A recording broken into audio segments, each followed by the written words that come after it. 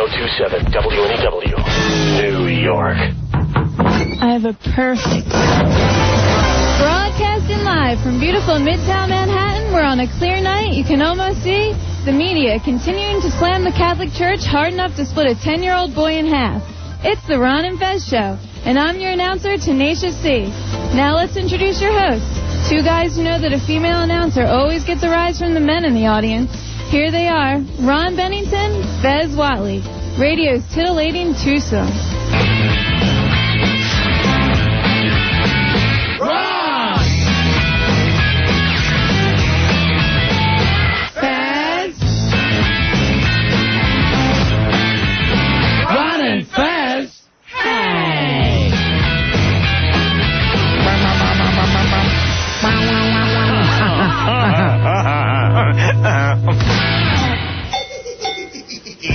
Come see the great show. Gather up all juggalos and roll. Everybody come see the great show. I'm gay. Do it for Johnny. You're bastard people. Marijuana is the bomb.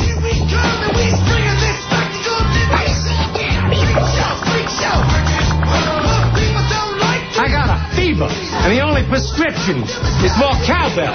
Billy drinks around the house. No! Wait! I'm the one who says things. Budday! Oh, Boris. Get in there, Budday. Buddy's Ron and Fez Show. It is the Ron and Fez Show, buddies. Budday. We are open for business till 11 o'clock tonight. Beautiful day in New York City, Fezzy. Gorgeous out there. Just had a very nice dinner. It's all time. Now it's time to do the show. What a life, Ronnie. Oh, yeah, we're living large, baby. What a life. Like Gleason. We were at two chores earlier tonight. 877-692-1027. The phone lines are open. I'm Ron. There's Fez. Hiya. Our lovely new announcer, the Tenacious C. Fez, you all say this, we adore. Tenacious C, I don't think you'll ever find yourself on announcer probation. No. Ever.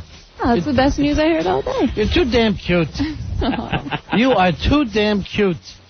You're like the weather girl we throw it to. Yeah, that's true. We got like our own little weather girl now. Who's that girl on the CBS show? The football show? That no one can... Oh, right, that Howie Long won't even look at. Yeah, he won't even look over at her. Yeah. You're like her, whoever she is. Yeah, you're like that chick. Jillian Barbary is coming in on the instant feedback. No, that can't be it. No one's name can be that. Jimmy Kimmel. That's who we're thinking of. You're like our Jimmy Kimmel. What's the big story today, Fez? Ronnie, gang activity. Oh, jeez. Well, you think about it, Have you noticed that Giuliani's gone and we get more and more gang activity here? A lot more. In Harlem, in the Bronx, in East New York. Ronnie, this is what makes it really sad. What? This is in the Hamptons. What? Gang activity in the Hamptons. So the Suffolk County District Attorney, he wants to launch a major assault against growing gang activity. Apparently, gangs are moving into the Hamptons. It's not just the inner city anymore, man. Then gangs are doing a lot better than I thought, Fezzy. Gangs are actually, like the Jeffersons, moving on up. So gangs in the Hamptons. So they're saying a lot more corrupt gang activity going on in the Hamptons. Now, is that just in the summertime? No, I think it's all the time. Are gangs starting to summer in the Hamptons? Warriors, come out to play. What kind of gangs are running around the Hamptons? It's not... Is it the Bloods and Crips? Yeah, well, there's some of those the offshoots of those gangs. Like the Blue Bloods, Ronnie. The Blue Bloods. Are running around the Hamptons. So the DA out there in Suffolk County says he wants to go after the gang leaders and claim their bank accounts in an effort to break up their organization. Freeze their assets. A lot of these gangs are trying to get service without their shirts and shoes. And it's just not going to fly in the Hamptons. We're going to put a stop to that. So it's hard to believe the Hamptons. It's the West Hampton Westies, Fuzzy. Now overrun by gang activity. All right, time for a gang meeting. Hey, Andrew. Andrew, you're on Ron and Fez. Hey, Andrew. Yo, tell Rory to get his niggas in line. Seriously, Rory. Get the wiggers down. Yeah, get your gang, the summer homeboys, together.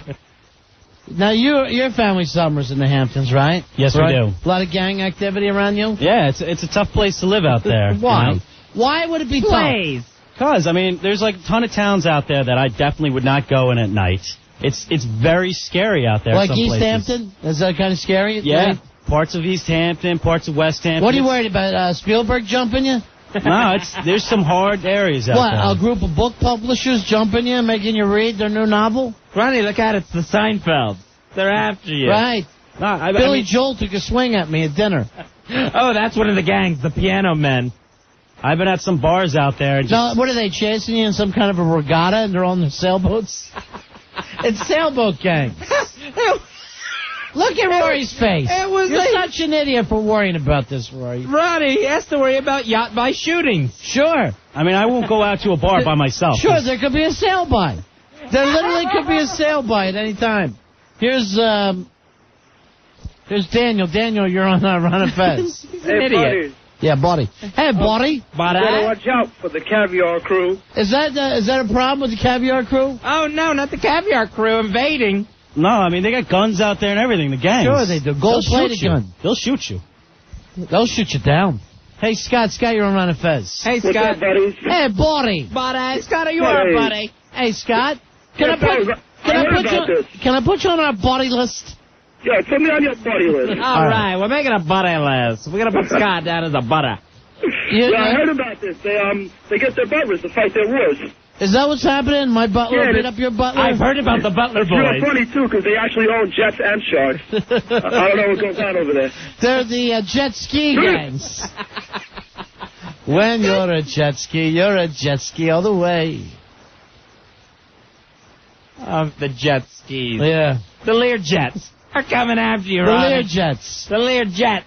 are fighting the jet skis. Anthony, you're on Ron and Fez. Ron and Fez, how you guys doing? Yeah.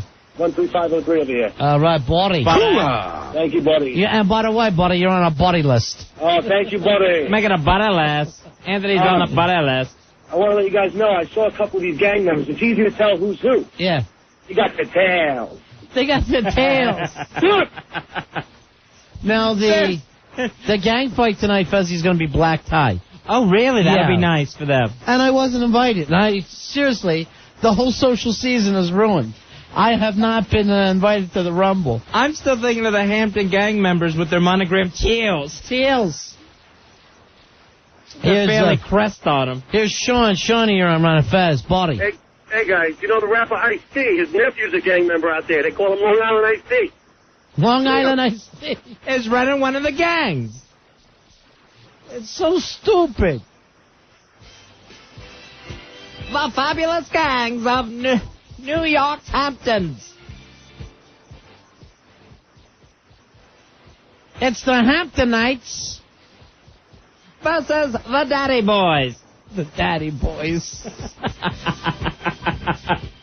Now, I hear one of the gangs is the Frat Brats, and I hear they're really mean. What's the problem there? I'm not sure. They'll paddle you. They won't shoot you as much as they'll bring out a big wooden paddle. It's quite frightening. The gangs are invading the Hamptons. Hey, Andy, you're on Ron and Fez. Hey, I saw two of these gangs in the Hamptons, the Yeah. Blue Bloods and the Crips. The Cribs. The Blue Bloods. And Rory's telling us, be scared. Here's George. George, you're on Ron and Fez. Hello, George. Hey, guys, what's up? Hey, buddy. Listen, one of the biggest gangs out there, the Independent Film Festies. Oh, no. Watch out for them. Watch out for the festies. They're going to make you... They'll make you watch really bad movies. Oh, no! No, they'll end up making you watch a foreign film. Oh, they're an offshoot of that other gang, the Artsy Fartsies. Yeah, I can't deal with those. They're just rough. They're not as rough as the hoity-toities, but the Artsy Fartsies are rough. Now, the Limo Kings jumped a friend of mine. No. Stretch job? Yeah. Yeah, they stretched. of course. Yeah. It's awful out there. What gang were you in? The Debutantes? Is that you? The Debutante Destroyers?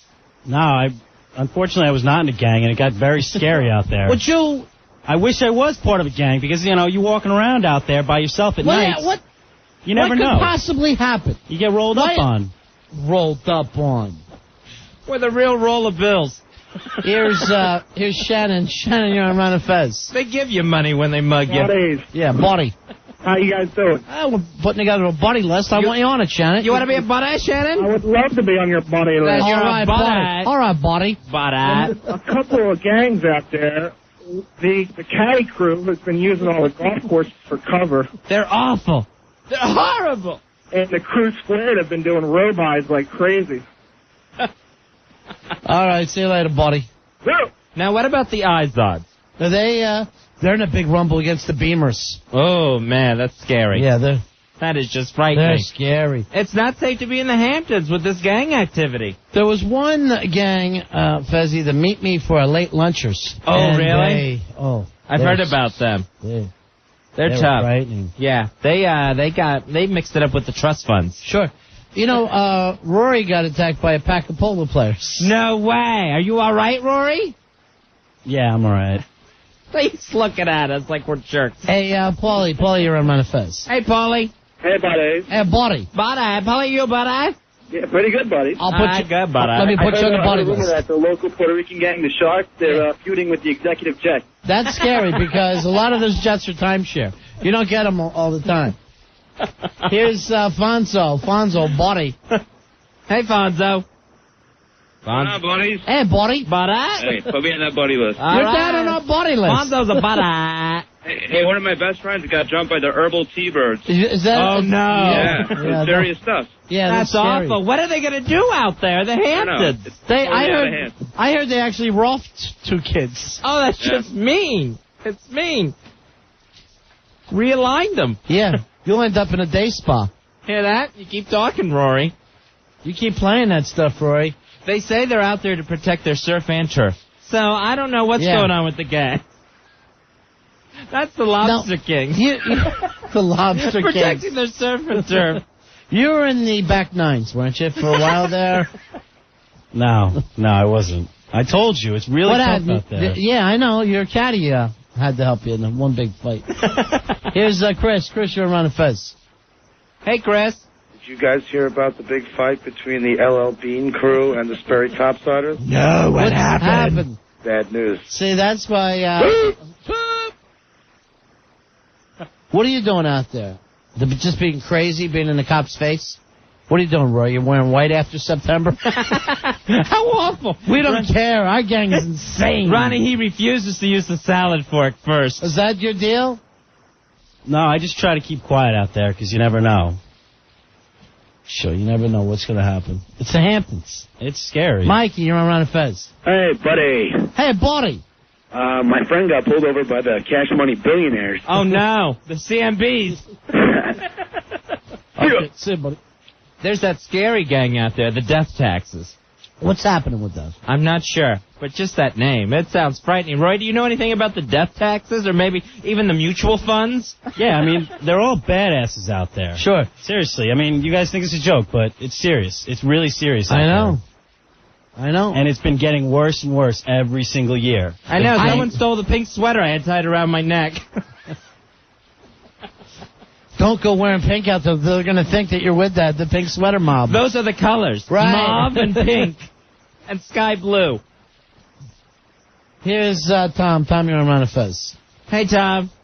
Yo, I don't know why you guys are joking like this. I was out there. I got punched right in the face by these kids from Tarnished Silver, and and then I was walking down by the beach. I got roughed up again, real bad. I'm stuttering now from Golden Umbrella kids. All right, thank you very much. Umbrella kids. There's some scary gangs out there in the Hamptons. It's frightening. There are. There really are. What can you tell us about the Volts? I hear that gang is wide open. Sometimes they'll just go tugging sea oats out of the beach. They don't care. These kids are nuts. They really are. They're living without respect. How long have your family had a summer place in the Hamptons? All my life and all their lives. Oh, yeah, so it's difficult. Yeah, I mean, it gets really hard out there, especially during the summertime when, a lot more people come out there and, it gets a little hectic and people get territorial out there. Fezzy, yeah, I know. This from Mike on the instant feedback. When a gang member in the Hamptons busts out his 9, It's a sandwich. Here's, We're laughing right at Rory. John, you're on the Fez. Hey, John. Hi, can I be a buddy guy? Yeah, buddy. I'll put you on the buddy list. John the buddy. Oh, buddy. thank you, buddy. Yeah. I was attacked by Tony Boy. He assaulted me with a polo mallet. He's a member of the J Crew. Do for John. Hello, Pony Boy. Stay calm. Hey, Bill, you're on Ron and Fez. Hey, I heard the great coupons are getting it out with the caviar tomorrow. They better Oh, not. man. See? They'll pull up to you in traffic and ask you if you have any Grey Poupon. Sure, Then it's on, man. they'll roll up, Fuzzy. While you're just sitting there, they'll just roll up the man and grab a pond. Hey, John, you're on Ron and Fez. Body. Hey, John. Hey, I personally live in East Hampton, and I'm afraid of the Tommy Hill fighters myself. That's the problem. You know them by their red, white, and blue. They throw that sign at you, man. There's some instant feedback. Tell Roy if he doesn't keep his mouth shut, I'll kick his ascot. The ascot is I like the fact that I go, how long have you been out there? All my life and all my parents' life. I'm third generation Hamptons. I am, and I'm very proud of it. You should be. I'm extremely proud of it. I mean, it's great that you're a rich kid, but don't go acting like you're in gangs now. No, but I've been out there all my life, and I've seen how the Hamptons have slowly deteriorated, and gangs have moved in, and pretty soon it's not going to be as luxurious as it used to be. Right. You know that if you want to rent a cottage there now, it's like $140,000 for the summer. What kind of gang is going to be able to afford that? It's a lot The cheaper brokers. Ronnie, the brokers will be able to get that. Hey, Pat, you're on Ron and Fez. Hello, Pat. Hey, can I be a buddy? Hey, Buddy. Buddy. I'll put you on the buddy list. How about the new rap group coming out of there, Wealthy with Attitude? What is happening with Wealthy with Attitude? Straight out of Hamton? See, it's the music that's driving them into gang activity. Right. That's what it is. I got their new album called My Father Just Made Partner, and the hit single, I Tip More Than You Make in a Year. Why is that always your big insult? Your large tips. Just because we're well off out there, you guys don't have to make fun of me. I mean, you guys think it's a joke, but It's a joke. Your life is a joke. it's not. It's pleasant.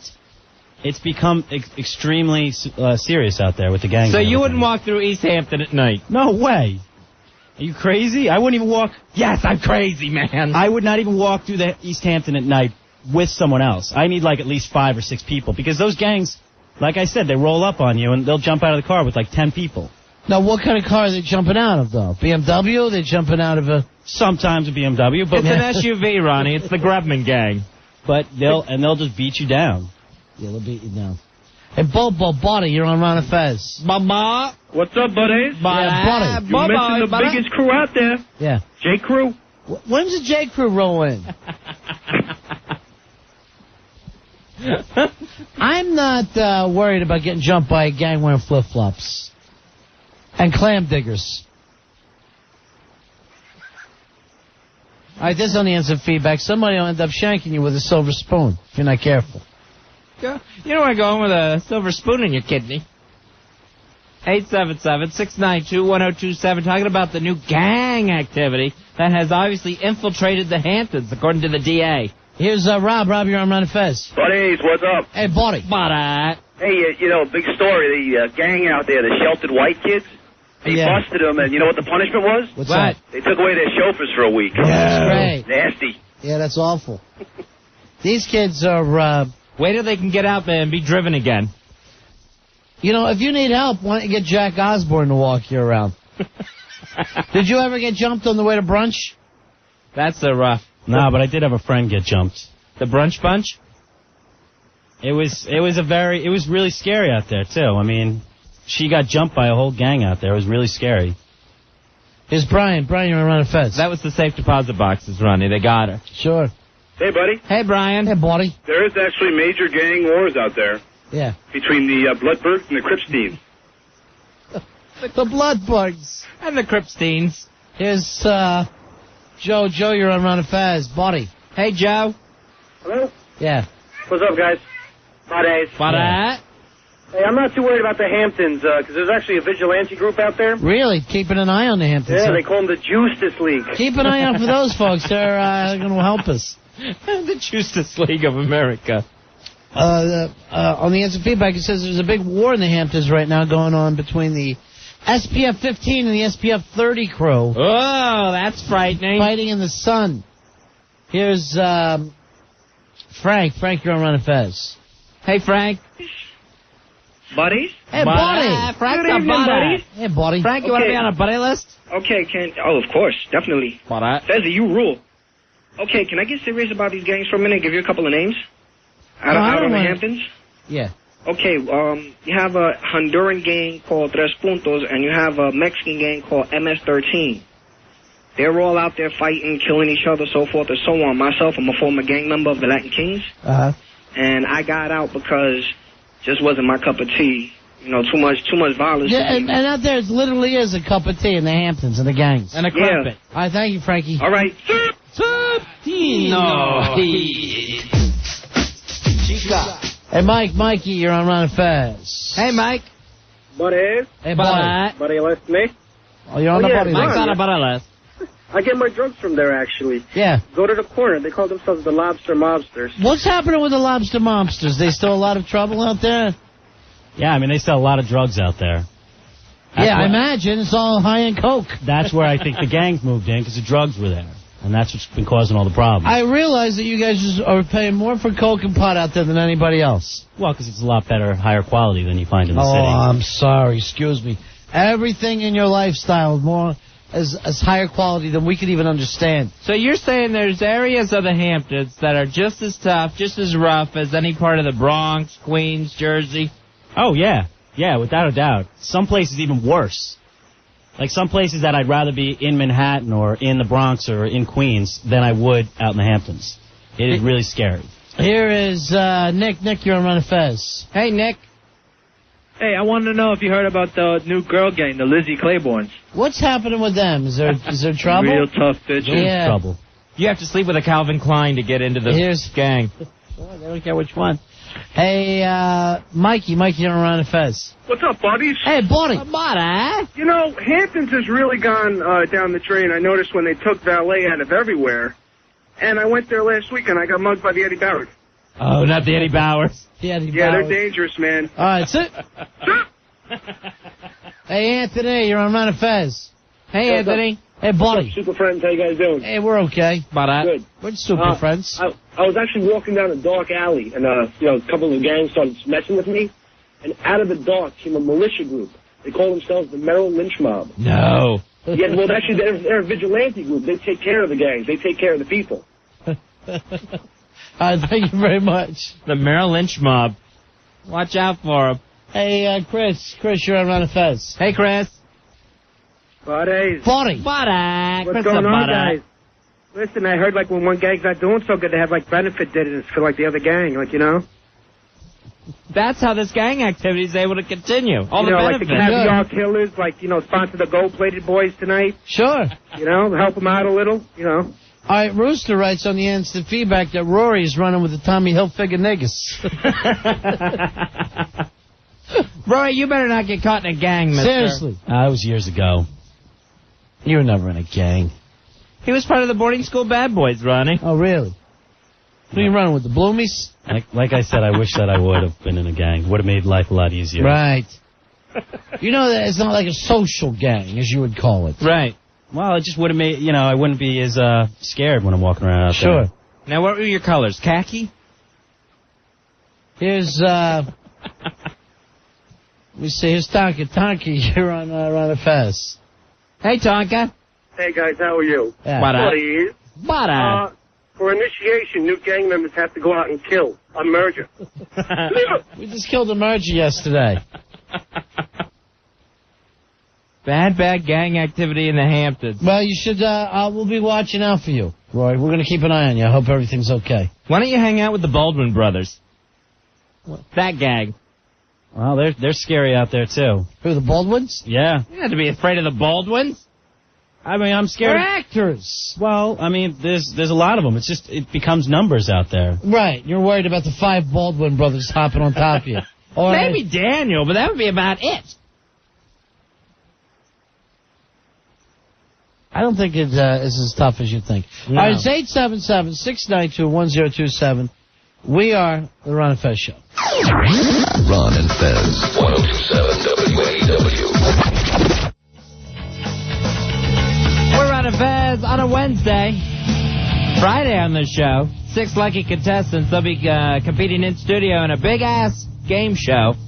The grand prize winner is going to receive a men's 18-karat Tourneau Safari watch. Tourneau, the world's largest watch store since 1900. They'll be playing a round of In Studio, You Know You Need, Unique New York.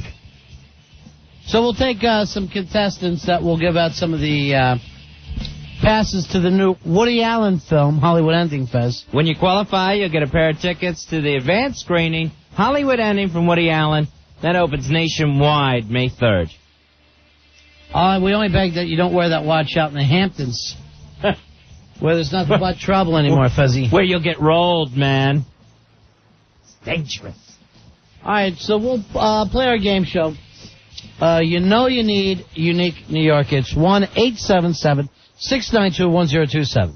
You know you need unique New York. Remember, the way you play is you have to be able to pronounce the game before you can try to answer the question on Ron and Fez. And we'll register 2 people. We'll give you some Woody Allen questions, Fez. All right, since you will be winning tickets to advanced screening of Woody Allen's Hollywood Ending. You a Woody Allen fan? Yeah, I like Woody Allen. Yeah, me too. I think it's supposed to be hip to say that you don't anymore. Oh, okay. You know. I'm also a big fan of advanced screenings. Sure.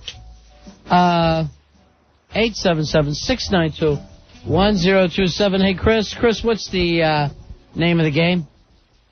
Go ahead, Chris. What do we call this game? All right. You got to speak up, Chris. like you're a big man, okay, Chris? You all right? I'm nervous. It's like you're sitting on the toilet there, big dog. Remember, you called us. We didn't get you out of the John. You're right. All right, now, are you Woody Allen fan? Not really. Okay. This might be tough for you then. What is the name of the New York Stories segment that Woody directed? 3 New York directors for that. New York Stories. What was the name of Woody's segment? It would have to be... Get your Asian daughter pregnant, maybe. Sorry, Rich. you wasted so much of our time. Not funny. Rich, you're on Fez. Hi, Rich. Hey, buddy. Hey, Buddy. Buddy, what's the name of our, No, you need. Oh, Rich. Sorry. That's sad, because he's a buddy. Andrew, you're on Fez. Hey, Andrew. Hey, what's up? How you doing? What's the name of the game show, buddy? You know you need Unique New York. Okay. What's the name of the New York Stories segment that Woody Allen directed? I have no idea. Sorry. Eileen, you're on Ron Fez. Hi, guys. You know you need Unique New York. Very good. Thank you. Do you know the answer to our question? What is the name of the New York Stories segment that Woody directed? I think I used to know that answer. But now was the time that would help. Yeah, when you I'm really sorry. need it. I can't remember. Sorry. Fred, you're on Ron Fez. Hey, Fred. Hey, buddy. What can we do for you? You know you need Unique New York. Okay. A documentary on the 3rd trimester strip clubs. Sorry.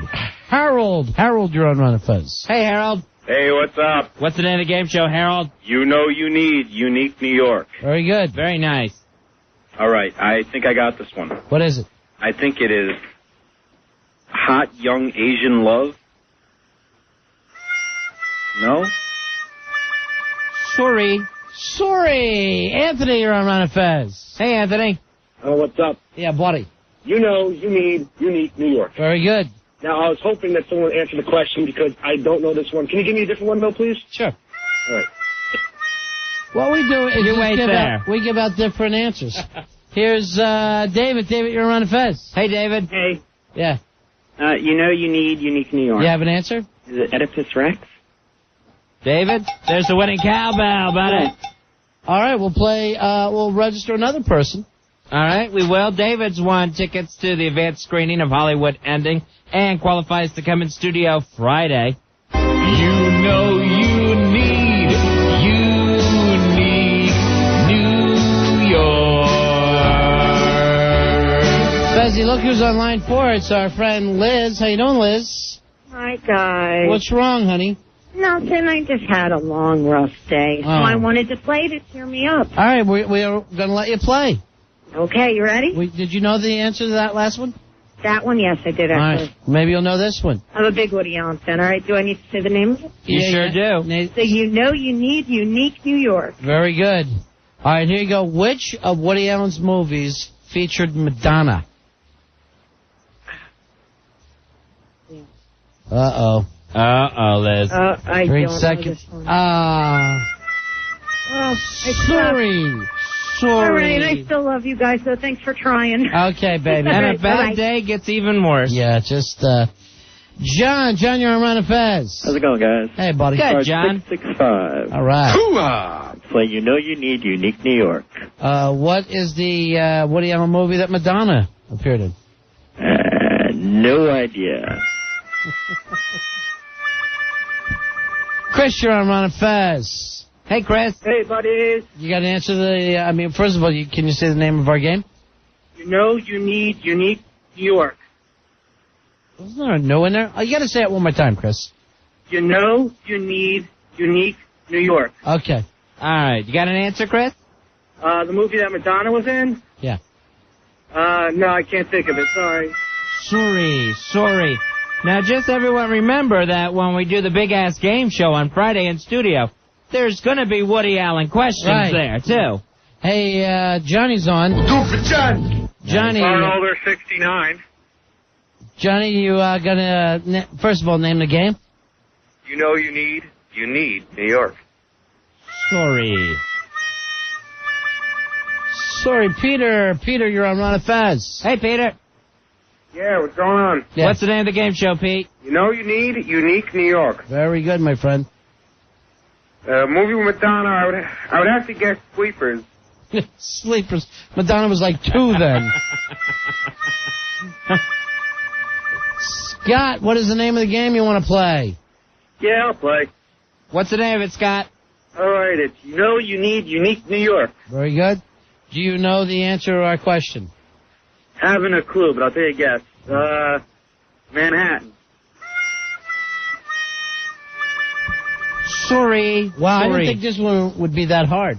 Here's Seth. Seth, you're on Ron and Fez. Hey, Seth. Hello. Yeah, what's the name of our game? You know you need unique New York. Very nice. He said it forcibly, Fezzy. All right, what's the Woody Allen film that featured Madonna? Oof, tough one. Taking a stab like I like to stab Madonna. Let's see. How about Curse of the Green Jade? Sorry. Ray, what's the name of our game show? You know you need unique. Oh. Sorry, Ray. Sorry, a little too stupid. Sorry. Here is John. John, you're on the Fez. Hello, John. Yes, you know you need unique New York. We sure do. Do you have an answer? The next best thing? Sorry, John. She was in that stupid movie, but it wasn't a Woody Allen film. Ron and Fez looking to qualify someone to come in and play the big-ass game show this Friday. And, of course, Woody's film starts this Friday, Fez. Yep, May 3rd. This next Friday. 2 Fridays from now. Week from this Friday. All right, and that film is Hollywood Ending. Here's Andrew. Andrew, you're on Ron and Fez. Hey, Andrew. Hey. What's the name of the game? You need unique New York. All right, very good. Okay, what about What's New Pussycat? Again. She wasn't even born yet.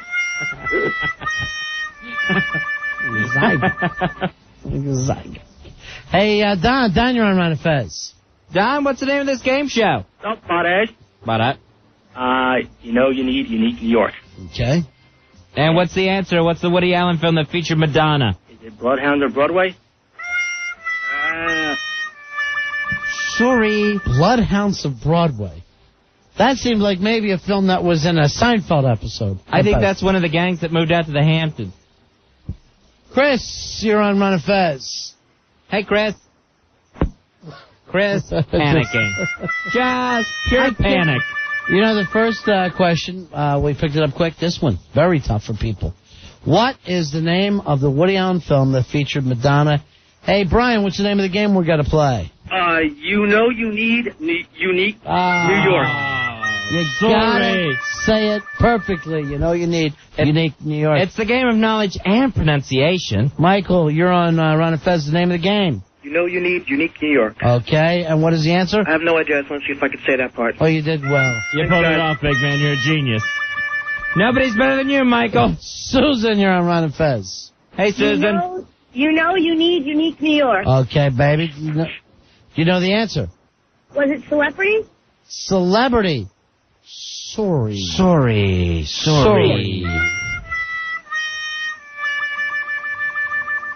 How many wrong answers have we been through here? Hey, Nick, what's the name of the game we're going to play? You know you need unique New York. Oh, it's not New York. Sorry. Jeff, what's the name of the game we're going to play? Jeff? Yes. All right, what's the name of this game, Jeff? You know you need unique New York. And what is the Woody Allen film that featured Madonna? Bullets Over Broadway. Let me check.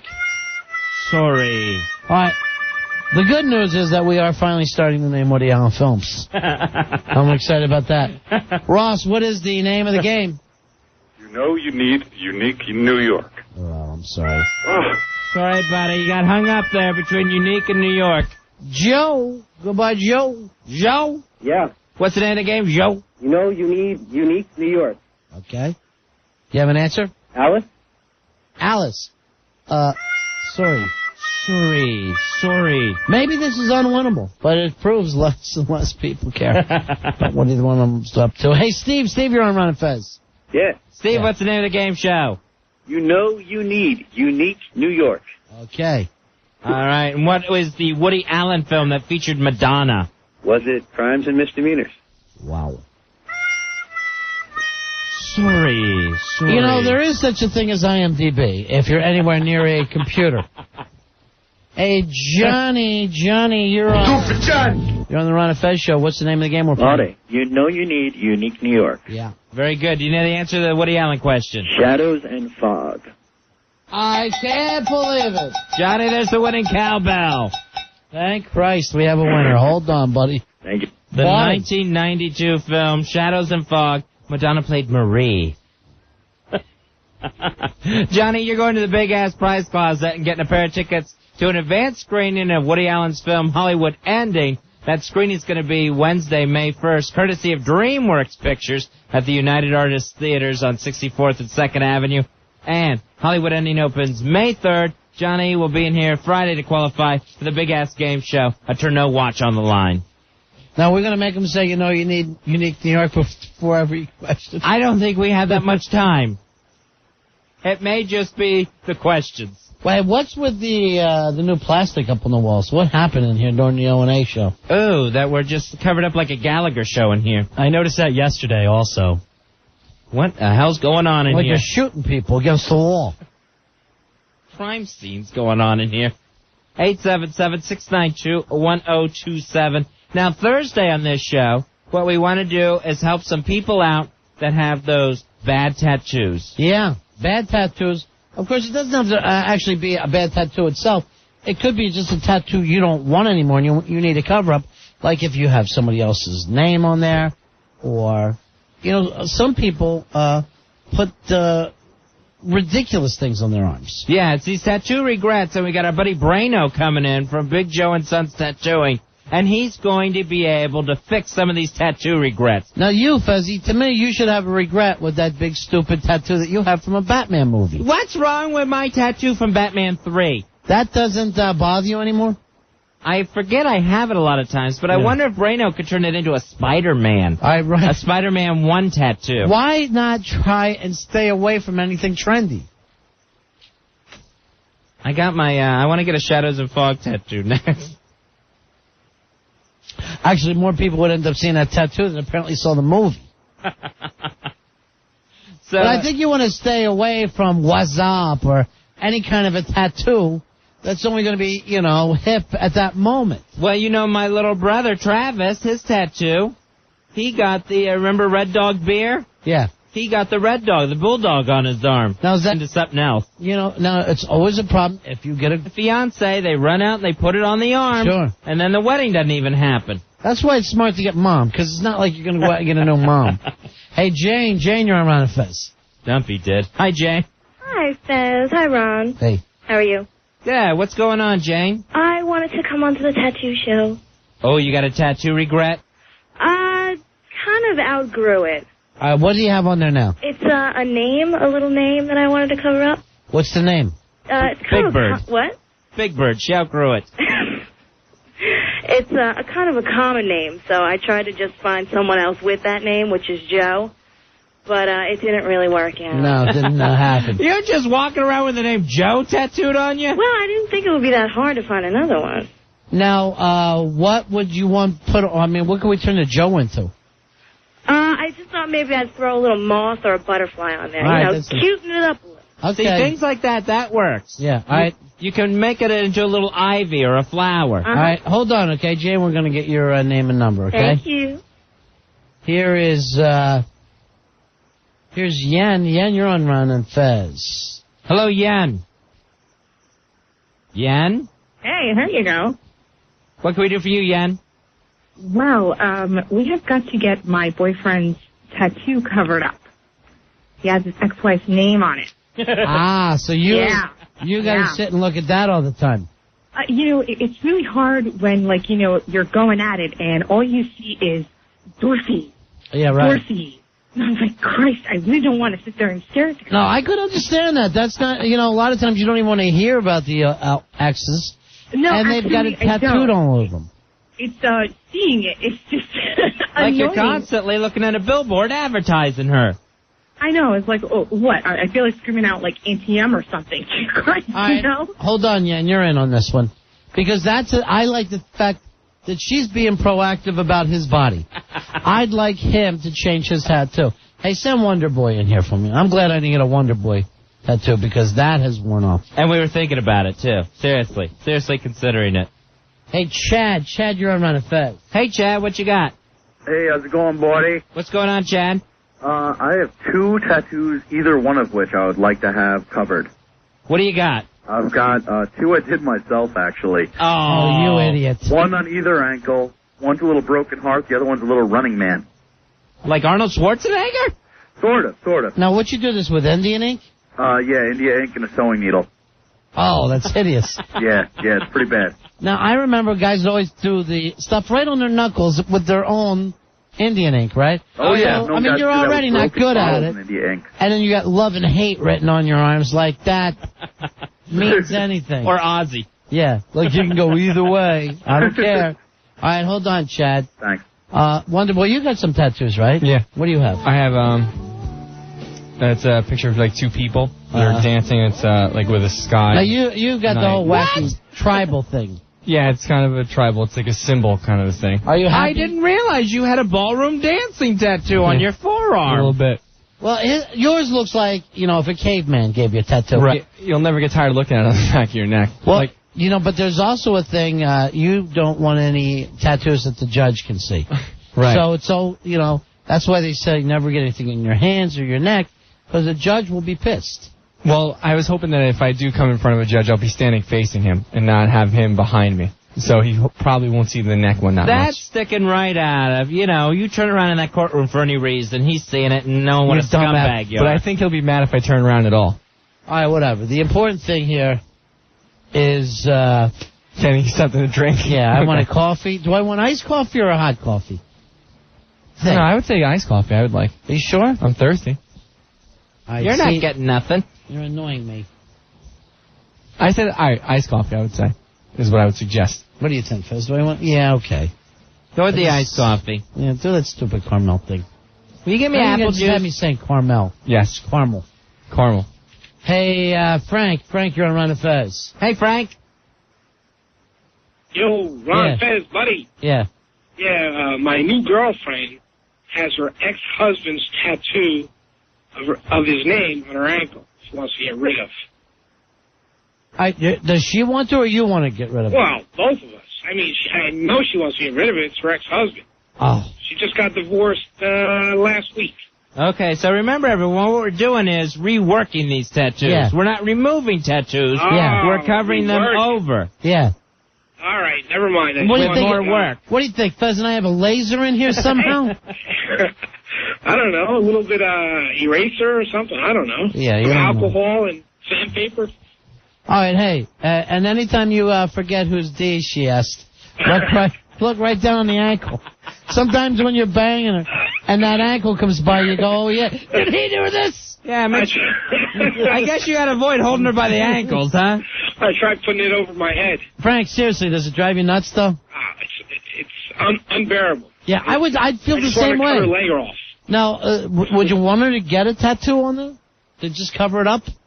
I'd rather her get rid of it altogether. But Although, I'll you know, ask her. what I've seen, those, they're just fades, it looks like, most of the time. Hey, what's the name on there? Ed. All right, here's what, we could take Ed and turn that into filthy lying whore. If you want. You couldn't wait, you slut. All right, hold on. Let's talk to Frank. Al. Get his information. Brano will be here on Thursday from Big Joe and Sons Tattoos on 8th Avenue in New York, 212-768-4422. Hey, Brian, you're on the Fez. Hey, Brian. What's up, buddies? Yeah. What? How you doing, man? Yeah. Yeah, I got a tattoo of my ex-girlfriend's name on my arm. She was Chinese, so she made me put it on Chinese letters. So she's Chinese, and you got Chinese letters on your arm that mean her. Yeah. What do you want? What do you want it turned into? I don't know, a big X on there. Like for Malcolm X. Oh, nice. All right, hold on, buddy. His new fiance. Here's Chris. Chris, you're on Ron and Fez. Hey, Chris. Yeah, what's up? Yeah. But I have a cheesy ass tattoo I did when I was like 10 years old. Hello? Yeah, well, what is it? It's my initials with thunderbolts on top of it. It's like Trailer Park Extreme. That is hysterical. So you were like 10 years old when you did it? No, I was like 11 actually. I did it with actually in an ice cream parlor with a needle, a sewing thread, and Indian ink with this girl. And now she's a lesbian. You know, if it's a lightning bolt with initials, you might be able to turn that into a nice TCB in a flash. Yeah. Like but Elvis said? Yeah.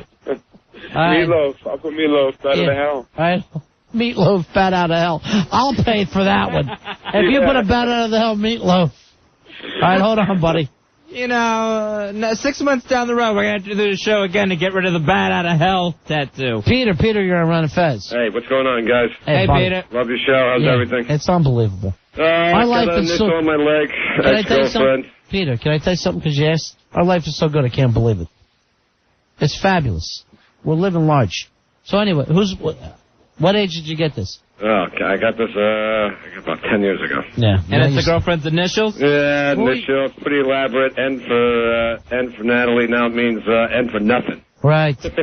Or knucklehead without the K. Now you got a girlfriend now? Yeah. Now, what you think of that thing? She doesn't really mind. She says, in New York, somewhere on Long Island, at some drugstore, waiting in line. Yeah, he's waiting in line. A drugstore is where he ever is. Well, and then he's give him a moment. supposedly coming down here to Fort Lauderdale in about a month, so we'll see. Yeah, does he work at the same clubs? Yeah, same clubs. Nice. The D circuit. The D circuit. Aw. It's a little far off the A circuit. Yeah, How you just a doing, little Flat? bit. But hey, Ronnie, there was a girl we knew back in high school that had a tattoo of the Pink Panther pushing a lawnmower over a shaved beaver. Oh, yeah, that's right. What's going on, guys? What she would do is just shave the top of it a little bit and then stop. Well, she brought George Toma in, the groundskeeper, to keep it manicured once she let it grow back in. She's a legend.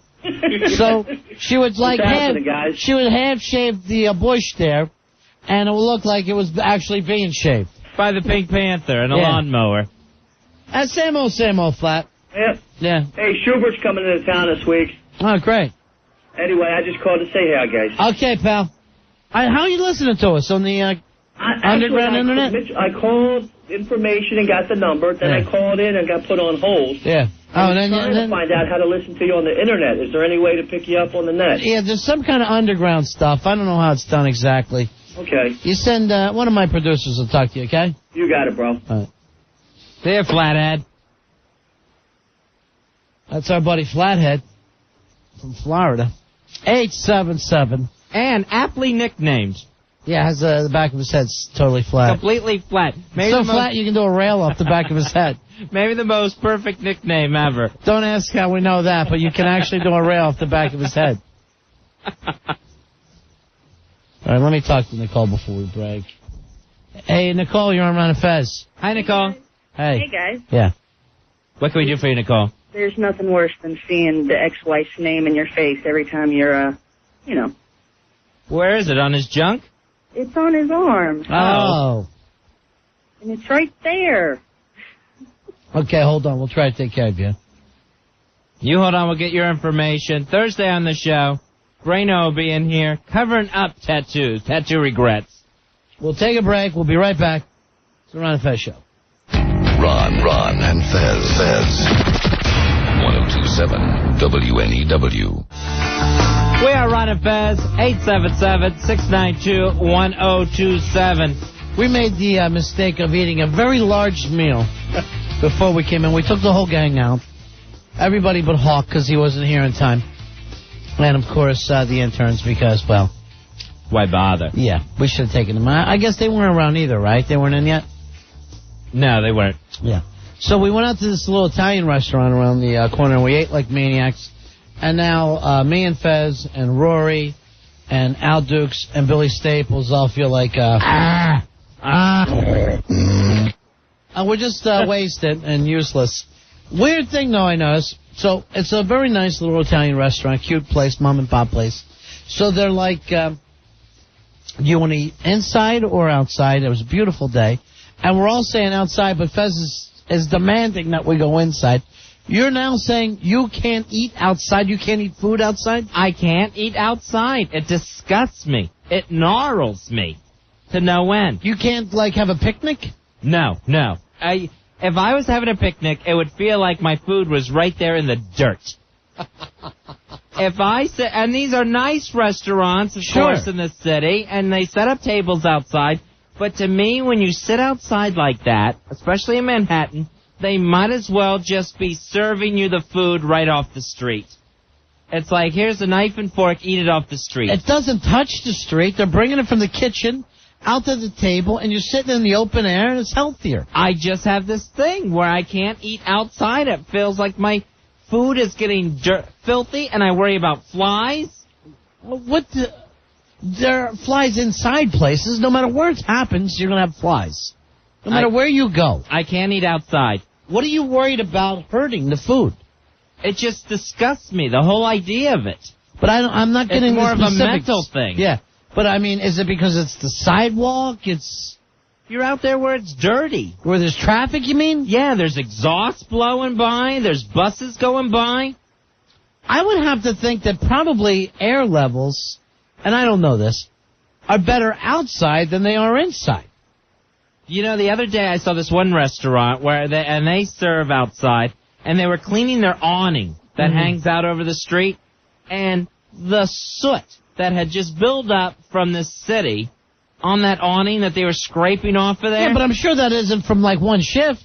It was just filthy, and all that soot is just settling. It's all in the air. But it's probably 6 to 8 months of soot there. And it's suppose you never, like, did the carpeting in a restaurant and let it go for 8 months. It's bad enough to breathe it, but it feels like it's getting all over my food. It just feels like a dirty thing to do. Were you always like that even when you were a kid? Yeah. Can you eat at the beach? No. We used to try to eat at the beach. My mom would give me a sandwich. I mean, for no reason, I would just have sand in my sandwich. I could always feel it gritting between my teeth. I cannot eat at the beach. Picnic? No. I hated a picnic. I never wanted to have a picnic. Pool parties? No. All right, here's one for you. Can you eat on a boat? On a boat? That's interesting. If I'm inside a dining room on a boat, yes. No, you're outside. You're sitting on the deck. It's a beautiful cruise. You're just, you're sitting under that big pipe, that big, oh, God. The big steam pipe. I made that. I made that part up. No, I couldn't eat on the steam pipe. So you have this weird phobia about eating on the planet Earth. Yes. I cannot eat outdoors. It just grosses me out to no end. All right, Tom. Tom, you're on Ron and Fez. I feel dirty right now talking about it. Hi, Tom. Hey, what's up, boys? 8394. Hey, buddy. Yeah. Hey, buddy. What? Fez is absolutely right, because it's when you eat outside, it can be so nasty. One time I was eating at Harley Davidson Cafe with my wife. A bum comes by, swear to God, he goes, yo, can I get a piece of that bread? Oh, I never even thought of the and homeless. Ever since then, it's been disgusting. He was picking his nose and everything. So it is nasty. All right, so up to that point, until a homeless guy came up to you when you're eating on the sidewalk, you were fine with it, though, right? Nah, I never really liked it. I always thought people were looking at you. It was real uncomfortable and stuff. People do walk by at the sidewalk restaurants. It's pretty gross. But isn't that a kind of, like, isn't it supposed to be romantic, these sidewalk things that they have? I guess know so. one thing, Lady in a Tramp. One thing it does, it probably, if you have a restaurant, it adds like another 20-30% of the tables you can put out. Oh, sure, as soon as it's warm enough to open it up. All right, boys. All right, sit. Not to mention my extreme need for air conditioning. You know, it isn't, the more I hang around with people like you and Billy and Al, the more I find out what kind of weird, strange things that all you guys worry about. I'll tell you what, Billy grosses me out, well, in so many ways, but here's one particular. You know how he gets on that fruit kick? Yeah. And he's eating fruit? Oh, I think about him getting those fruit those fruit stands that are right there on the sidewalk where the fruit's been sitting out all day, and all I can think about is the exhaust and soot that's landing on that fruit. And he says he washes it, Ronnie, but you know he doesn't do a good job. Well, one thing, whether it's fruit or vegetables, you got to wash it. And I don't care whether it's there at the supermarket, because I'll tell you something right now, Fez. Those pesticides are worse than anything else that could get on it. Sure. Now, me personally, I prefer fruit where the outside is more part of the packaging than the actual meal, like a banana where the outside is keeping everything safe inside. I see what you're saying. I like that, or an orange or a melon, better than, let's say, an apple. Which is totally, an apple and a pear, totally exposed to the world. Where you're just eating right through the lovely packaging. Yeah. Strawberries, grapes. Hey, Dookie, but I eat all those fruits and vegetables. I don't care. You can't go through life with total fear and freaking out because something's on the sidewalk. Dookie, you're on Ron and Fez. Buddy. Hey, Dookie. Hey, buddy. Hey, Fezzy, what's up with the barbecue chicken wings? You get the salads out there, you know. Anything about eating next to Oh, yeah, you never go out to a nice grill? Yeah. I go to barbecues, and I take my food inside, thank you, and enjoy it there. It's cooked outside. Yeah, it's cooked outside, Fuzzy. The fresh sunlight, the breeze. Yes. I go running with it. landing on it. Oh, now see? But a fly can land in the house. Yeah. I've never been in a house in the summer of my life without a fly in that effort. Plus, there's cockroaches or whatever the hell. Oh. You can't stop these things. They're everywhere. Like, I couldn't imagine sitting in the backyard and having a leaf land on my plate. Oh. Don. I would throw the whole food out.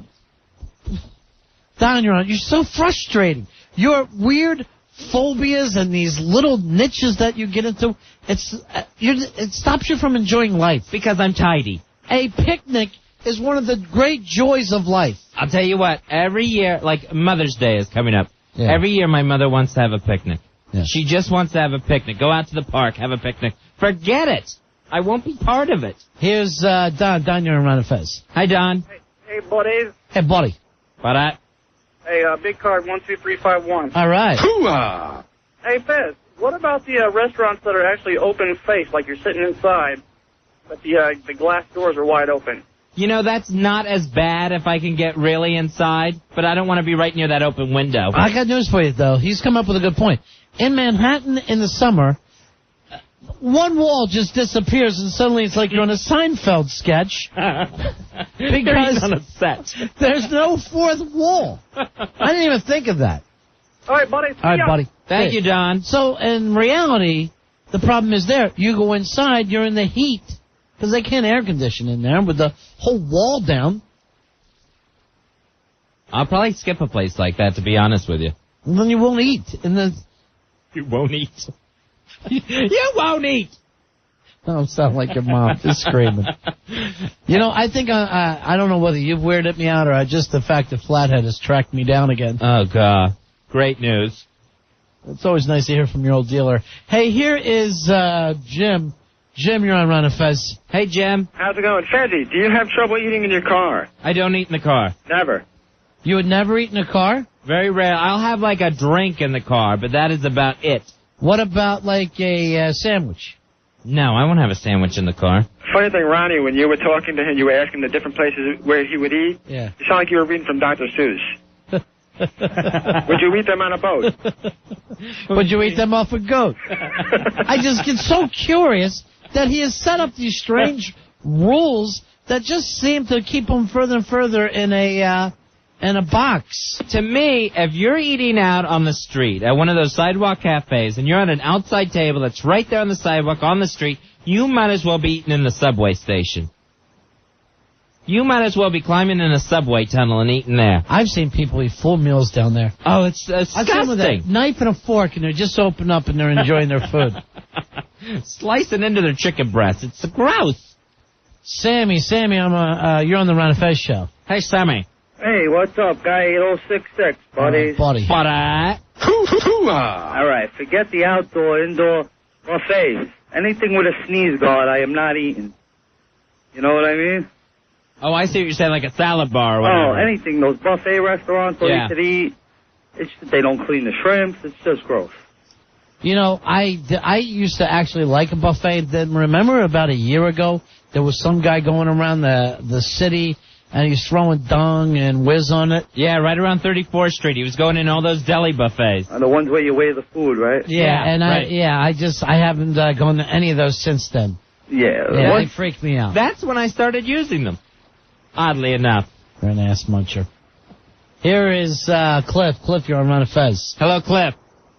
Hey, guys. Big ass car hurdle for 1332. Sorry.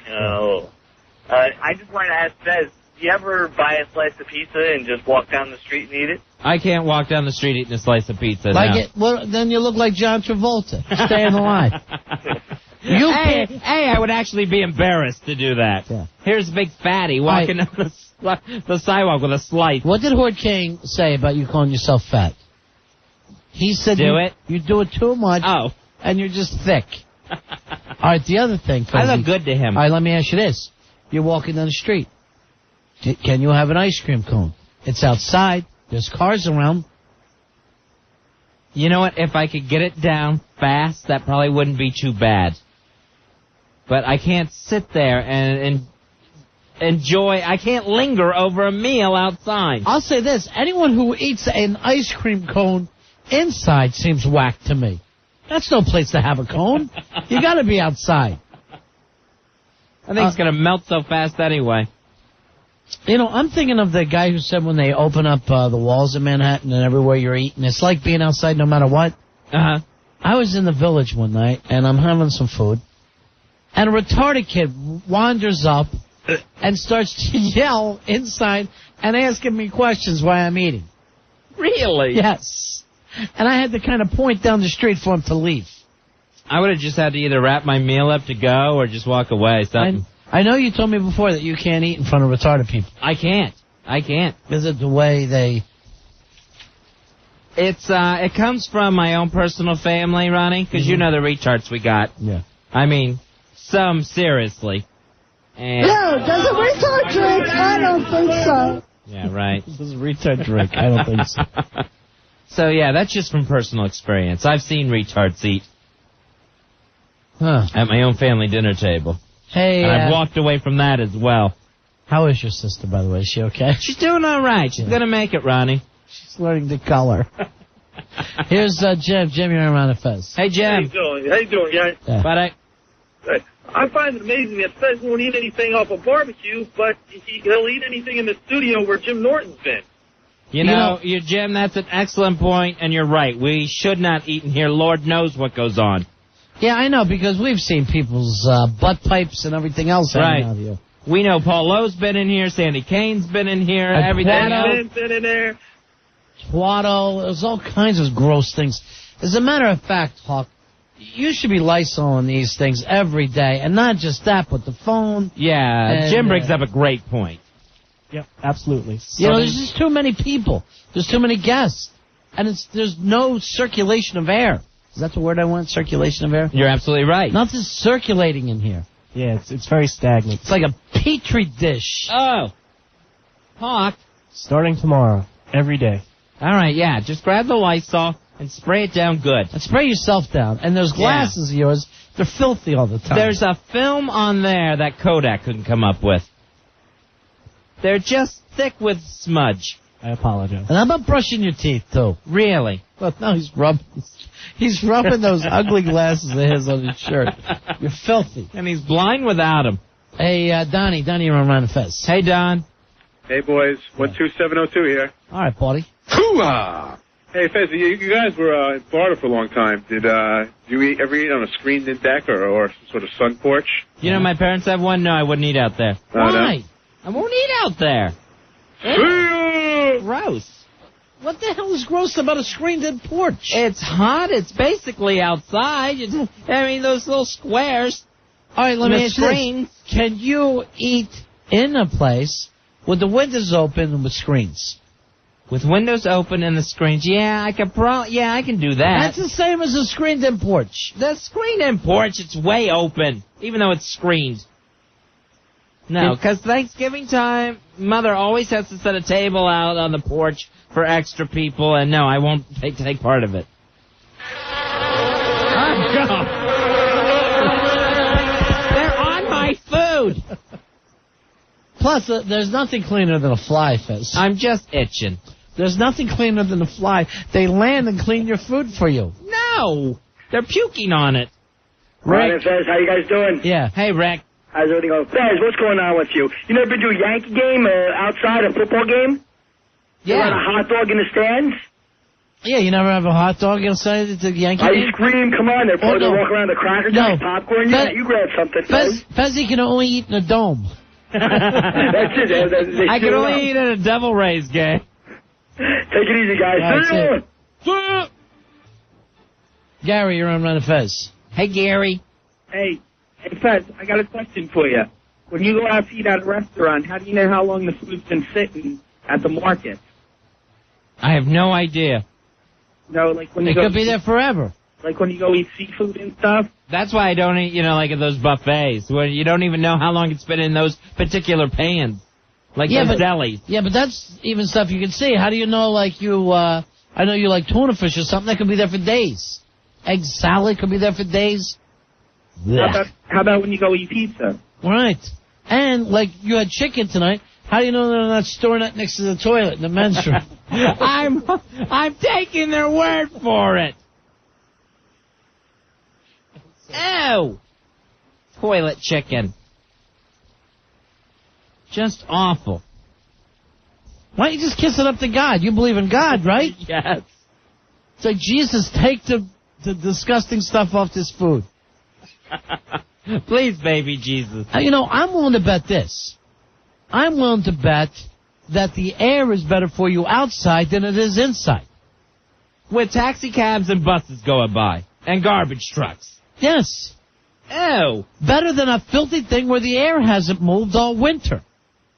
And people are farting and doing all kinds of disgusting things in there. This sounds like a horrible restaurant you described. What are those people that were... people fart, Fez.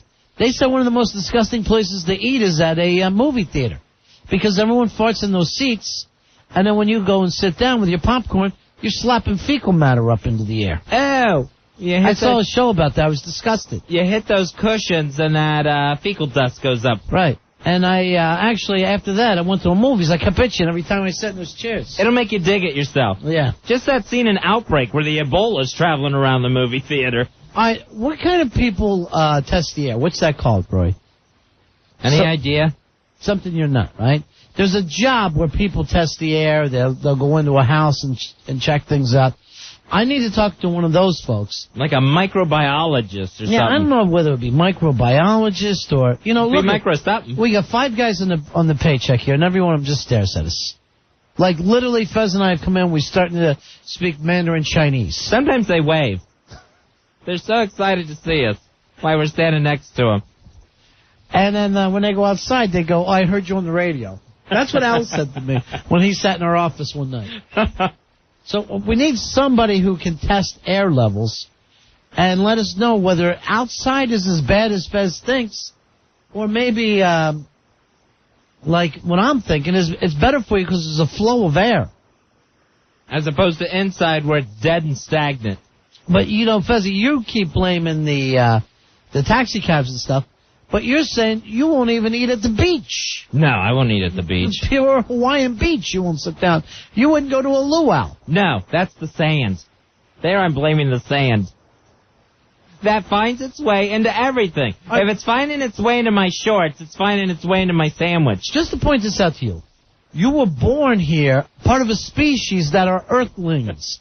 This is your natural habitat is outside, not inside. I'm trying to change that. I'm evolving to a totally indoor species. I'm worried you're going to end up like that commercial with the guy in the bubble, and he's telling his kids to wash his coins before he goes to sleep. I like that. The neighbor comes over. Can I wash your pants for you, Fred? I don't need your cleaner-than-thou attitude. All right, I'm reading on the instant feedback. We need a toxicologist. All right, a toxicologist. All right, look, our producers are nodding their heads yes. Yes, that's right. Because they didn't have to come up with it. Instant feedback in the phones always beats the producers. Hey, Jeff. Jeff, you're on Ron and Fez. Hey, Jeff. Yo, Fez, I totally picked you like that guy in Creepshow, the last story. Running around worrying about the roaches and with the suction cups and the germ-phobic guy. And then he ends up being filled with them. Yeah, I bet you lift the plate and there's $1 million that's going to happen to you. You can't worry about that stuff, Fez. It's going to get the better of you, just like that guy. Well, obviously I don't want to turn into a germaphobe, but I also don't want to sit outside in the heat and the exhaust. Now, I just think in the dirt and the filth of the city. You are turning into a germaphobe. It's happening. It's already, you're there. Yeah. You got to think of where you put your mouth. I think of all the girls and the places I put my tongue and lips. And right there, everything else is safe. One time... Once you had your mouth on one ass pipe, what else is the difference from that point on? It's even worse. I remember one girl, she was like, you know how many times I peed today? And I still didn't even care. I was like, whatever. You dove in face first, whatever. Sure, I was like, fine, extra. Now he's just bragging. I'm going to really start bragging. Guess my job, Fez. I'm a gym teacher all day in the boys' locker room. Could be your dream gig. Yeah, right. Fez be in there spanking out batches. What? Doing jock checks. It's not fair. All the lesbian gym teachers get to go with the girls. I'm stuck in there with the guys. This would be a dream job for someone. You should be a lesbian gym teacher. I'm trying. They won't accept it. All right, see you, Jeff. You guys rule. Hi. See you. Thank you, Jeff. He's right, though, Fezzy, that if you let yourself fall into this, where you're constantly worrying about germs, and what the hell's happening with a germ, you're not going to be able to relax. I just don't want to eat outside. But, I mean, no it's matter that gross. Why you're here now, filthy germs are landing on you, and they're going into your pores, they're into your eyes, they're all going up your nose, your mouth. Ew. There's a film on your tongue right now that if you had a microscope, it would just be all moving bacteria, and it looks like big cockroaches or centipedes. And I'm just digging at myself. And that's the natural way to be. You're a filthy petri dish in there. Yuck. Where are my Listerine strips? That isn't going to help you. Give me those. Give me these Listerine strips. That's not going to kill that. I'm putting them on my eyes, too. All right, that was too many.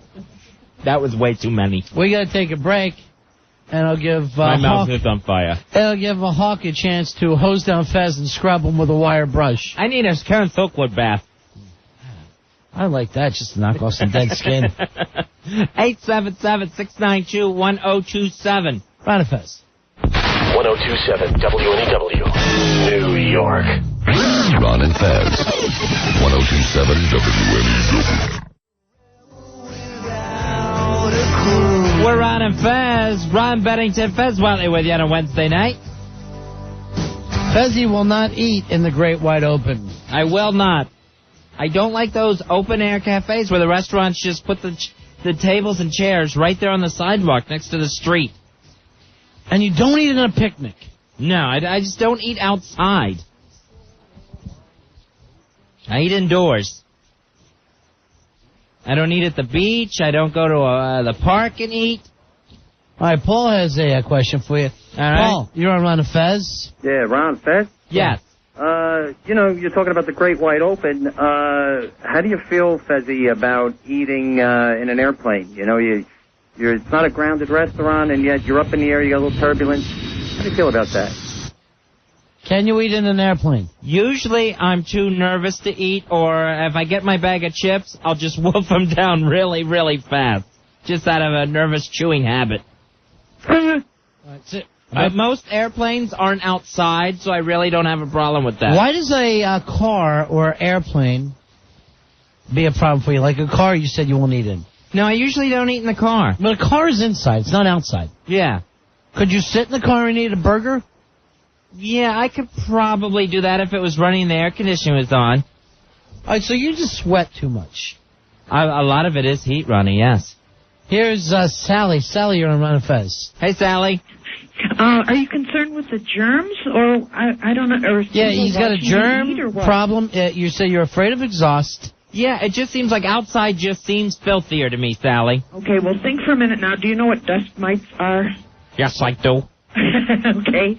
There can be 100,000 to 10 million dust mites inside your mattress if you've had it for a couple of years. So, you can't even sit on your bed and eat alone without, having bugs and... That sounds just sad. Do you know how many dust mites are living in your eyebrows? I know. They're just filthy. You're never alone. And then, Fezzy, you have nice, that... Isn't it? Fezzy, you're wearing a beard, and it's just like asking dust mites to live on your face. Oh, jeez. The only person who's really clean is Black Earl, who shaved every hair off his body. Yeah, but they live on your skin, and they burrow into your... Yeah, you need them to eat the dead skin, right? I suppose. See, that's why I won't study any kind of science, because it's so effing gross. Yeah, there's so many things we don't need to know. You're just going to find out more disgusting facts. Okay, bye. Bye-bye. Hey, Kevin. Kevin, you're on Ron and Fez. Hey, Kevin. Buddies, how you doing? Hey, buddy. Got a question for you. How about drinking out of a beer can that was in a nice bucket of ice that everybody's already grabbed their hands into? You know what I do? And I do this with soda cans, too. I always wash the soda can before I drink out of it. All right, later, guys. I always run it under the faucet and wipe her down. He's laughing at you like you're a woman. All right, I got news for you. Because a lot of times I will look at the top of a can, and yeah, it's got some grime on it. The most I'll do is take my dirty shirt and rub it on the top of the can. I feel like everything's good from here on out. I think that's a step in the right direction. Hey, John, you're on Ron and Fez. Hey, John. Yeah. Budday. How's it going, guys? Yeah. Yeah, what can we do for you, John? Can you believe that? This lady saying she eats alone on her bed and counts dust mites? I know, it's sad, wasn't it? No. Eleanor Rigby called. Yeah. This person that you need is an environmental engineer. Yeah. An environmental engineer, that sounds good. Fezzy needs one to follow him everywhere. What they'll do, they'll come in and do like an environmental survey, and they'll swab down different areas of your workplace. They'll do the doorknobs and the vents, and then they'll send it off to get analyzed and see what kind of... We ought to do that. We'll probably end up quitting. Now, I read before, this was in a science magazine just this week, Fezzy, or maybe it was in the U.S. World News, that the city of New York, remember Al Dukes says he won't sit in the toilet seat, he won't use the bathroom at Penn Station. Our office has more germs than the toilet seat because... people eat in there. And every time you go into our office, somebody has a sandwich. These cheap bastards, they bring their sandwiches from home, and they sit there and get filthy all over our desk with it. They sit at our desk when we're not here, dropping their mayo on the desk. A lot of times you come in and the thing's just covered with crumbs, and there's some sort of dried condiment on there. Because of that rotted food, which I guess is worse than ass germs. Oh. Well, I think with the bathrooms, at least when they're getting clean, they're getting sanitized. Right. For at least however long till someone uses it again. And the offices, the desks, the phones, everything else, they're not getting sanitized. No. They're not getting wiped down. They're untouched. Hey, Derry, you're on Ron and Fez. Hey, Derry. Hey, Fez. Hey. Budday. Hey. I just have to say it's an animal thing. That when you're inside, you feel like you're with the pack, but when you're outside, you're vulnerable. And you got to eat inside. I could be eating myself, Ronnie, if I eat outside. Wait a minute. Okay, so you're saying packs of animals eat inside? That doesn't even make sense, Terry. You feel like you're with a pack. Why would you feel like you're with a pack because you're inside? Because when you're outside, you're exposed, but when you're inside, you feel like, even if you're in a restaurant, you feel like you've like bought into like a society that was going to protect you. Now, where did you learn this craziness? I made it up. Yeah. That's his theory that he's going to present to the Institute. Okay. Now, Fezzy, your theory has been eat inside because it's cleaner, right? Right, not in the filth of the traffic. We got an air study here, and this is an EPA report. Mm-hmm. Indoor air is up to 100 times worse than outdoor air. Really? That includes the city? Yes, includes the city. 50% of all illness is caused by indoor air pollution. I know that just because when there is a head cold in this place, it runs quickly through everybody that we have. And it'll be completely recycled. Yeah. You are more likely to get sick from pollution in your home and your office than from pollution in the air outside. Oh. Now, There's no place safe. This is a very, very strange thing when you think about it. Americans spend approximately 90% of their time indoors. That leads to chronic illness among children. Asthma affects 1 in 10 children. The weird thing about this is, how new do you think that is? Maybe just since air conditioning? Right, where people were able to stay indoors.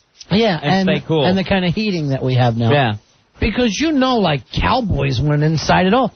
They would get up in the morning, they'd get out of their bunk, they would be out, and then when it was time to pass out, they would go back home. And that was it. That was it. And, Romans, how much time were they spending inside? They didn't even have decent furniture. You had to go outside to live. You had to go get your food. But sometimes, I live in an apartment in Manhattan. I'll leave here on a Friday night. I'll stay inside all weekend long. Isn't that the best? Where you go home Friday night, you don't come out till Monday evening. And I think to myself, if somebody said to me, all right, you're staying in that apartment for 50 hours, I'd be flipping out. I wouldn't be able to stand it. I'd be like, let me out of here. I'm scratching at the walls. You've been sentenced to this apartment. But on my own, I'll just lay down. I'll lay on the couch. I'll go, I'll dive on my dust mite mattress that I love so much. 877-692-1027. Hey, Chris.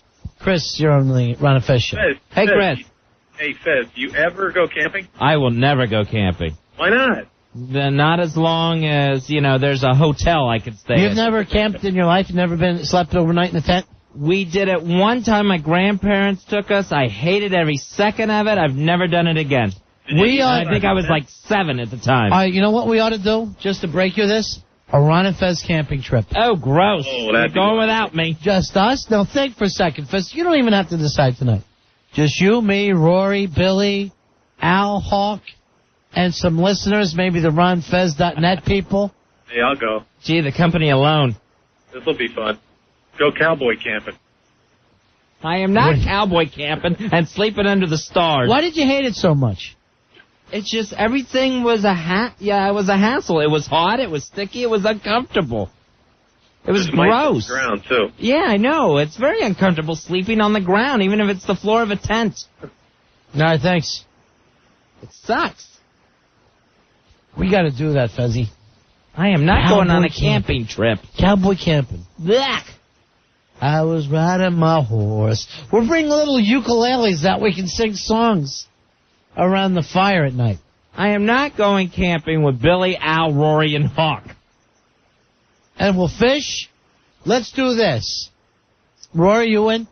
All we bring is our fishing poles. The only thing that we eat is what we catch. Can I bring my Swiss Army knife, too? Yeah, of course. Well, I'll bring 9. I'm bringing guns, believe me. I'd love to do it. I love the outdoors. I'm going to have more guns on me than the Terminator. And I don't want even an outhouse. No. We're crapping in the woods. Of course. I'm bringing a list of Hiltons in the area. No, seriously, Fezzy, let's just do this for a fun thing. No, I'm not going camping with them. A bonding thing. We'll go up, I don't want to do the Poconos. We'll go upstate New York somewhere. Yeah, there's some nice places up in Adirondacks. Is kind of far, but we can go up to the Palisades, which is really nice, too. You want to go out in the woods with Billy Staples? Yes. He'd scare a bear. Bring the videotape. They'll think we spotted Sasquatch. Here he is sleeping. That sounds relaxing. Billy, you're dreaming. He's chasing rabbits. We taking the Ron and Fez girls with us? I think we need to. Yeah, keep us warm. I know. I'm not being out there with no pony. Yeah. I can't think of a worse trip. I'll be uncomfortable and annoyed. Well, but I'm not saying you have to live out there forever. I'm saying we leave you on a Friday, we come back on a Monday. No, it's too long. I don't want to do it for one night. I will never camp. I'd say we go up into Canada, but I had a little situation there where I had to run years ago, and I haven't had the balls to go back in. 877. But I wasn't going to wait around for a court date. What am I, an idiot? It's a foreign country. 877-692-1027. All right, who are we taking? I'm in. I'm not. I'm definitely in. Let's check with the Hawk. So far, it's Ron and Rory. No, wait a minute. Here's the thing. Let's just do this before we vote. It'll be majority rules, Fezzi. No, it won't. These people have no majority over me. Come on, you got to be part of it. No, I'm not going camping. Billy, come on in here. I don't even want to go to Hawk's summer home in the Del Water Gap. Hawk? I am so in. All right, Hawk is in. Have you ever camped, Hawk? Yeah, once or twice as a kid, but yeah. not I only did it as a kid, too. I never did it as an adult. Let's check with Billy. I'm in. Camper and ex-Boy Scout here. That figures. You were a Boy Scout to what age? Were you like an Eagle Scout? Hell no. I only went to the second level. All right. But you're right. So your skills will come in so handy. All right, let's check with Al Dukes. So far... Al's not going. Al? It's up to you. Really what you want to do, because he's giving me what do you want me to do? I'm not a camper. I know you're not a camper, but here's the beauty of it. I'm not saying you have to camp there forever. I could probably do one night. All right, one night only? You know why he can't go? He can't crap out there. Yeah, and I know that I could make it one night without having to do that, so I'd be okay. All right, what if we go to a place that has outhouses? Still seems dirty. Thank you, Al, for finally being the voice of reason. What if we get you guys like one of those little Nimrod things where they're like a trailer at the bottom and then a tent at the top that they put the grandmothers in? Come on, I really want to do this, guys. This would be the most fun we've ever had. You and Billy and Rory and Hawk go. Enjoy yourselves. It ain't going to be out the same without you scratching. I'll just be digging at myself. I'll be taking pine coats to my flesh. And then later we'll do something that you want to do. Like what? I don't know. Go out and bang guys. I don't care. Whatever it is that you and Al do on the weekends. I'm gay. Al, I'm gay. You're not helping When matters. I'm interested in one guy, if he doesn't pan out, I'll bang this guy. Hey, Tony. Tony, you're on Ron and Fez. Hey, Tony. Hey, guys. Yeah. Budday. Hey, so, how you doing, buddy? So, Al Duke should be thinking like a producer, and you guys should do a remote from camping out one night. You want to do that? We could do the show. We'll go during the week, and we'll do a Thursday and Friday show from the campground. Here's the idea. We'll do the camping remote. I'll be here running the board. Come on, Fezzy. I'll run the board. Come on. You know I never ask you to do anything. I never say go camping. Thank God. This is your chance to give back. To what? I don't know, the boys club? I don't know. I just think we would have a lot of fun. And maybe it's because I'm tired and I've drank a lot of coffee, but I think it could be really fun. I would not enjoy 2 seconds of this. It would be the worst. WNEW would love it because it would be the cheapest remote you could go to. Yeah, they're all right, see you later. Thank you, Tony. John, you're on Ron and Fez. Hey, John. Hey, guys, how are you? Yeah. Good, buddy. Fez, there's a nice place right up on 684 called Croton Park.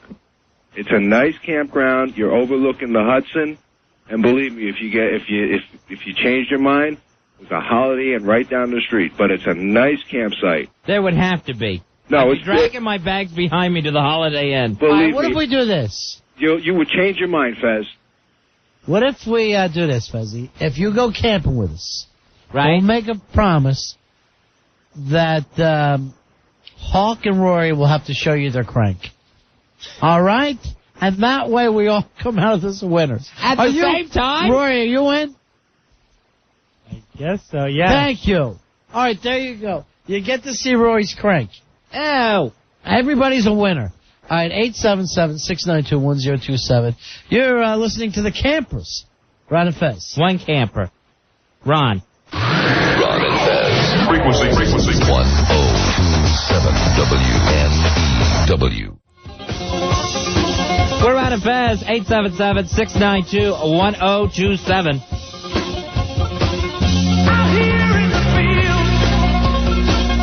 Oh, God.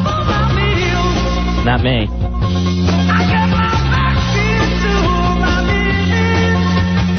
I think probably during the commercial break we came to our senses and are not going to do this camping trip. Fezzy, I couldn't be more committed. I will not take part. You got to. Why? All right, what is the story on the remote? How does that work, Roy? We will be able to use the van to trigger the signal back to the station. So if we have the WNEW van, they have a remote in there, and we can just run the mics right out of there. So we just have to have the van close to us. Can we take phone calls? That would probably be very difficult, but we could try. I think we'll have to take smoke signals. What they do, I think, is maybe we could run the phones through here, and then we can hear them from up there at our campsite. Yes, we definitely can do that. This way, too, Fez, we can do some mountain climbing, we can hiking. Why would we want to do that?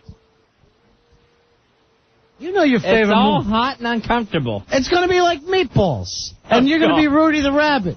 And I'm going to take you out every morning, and then by the end of it, you're going to win, and everybody's going to like you. I don't want to be Woody the Rabbit. I have no interest whatsoever.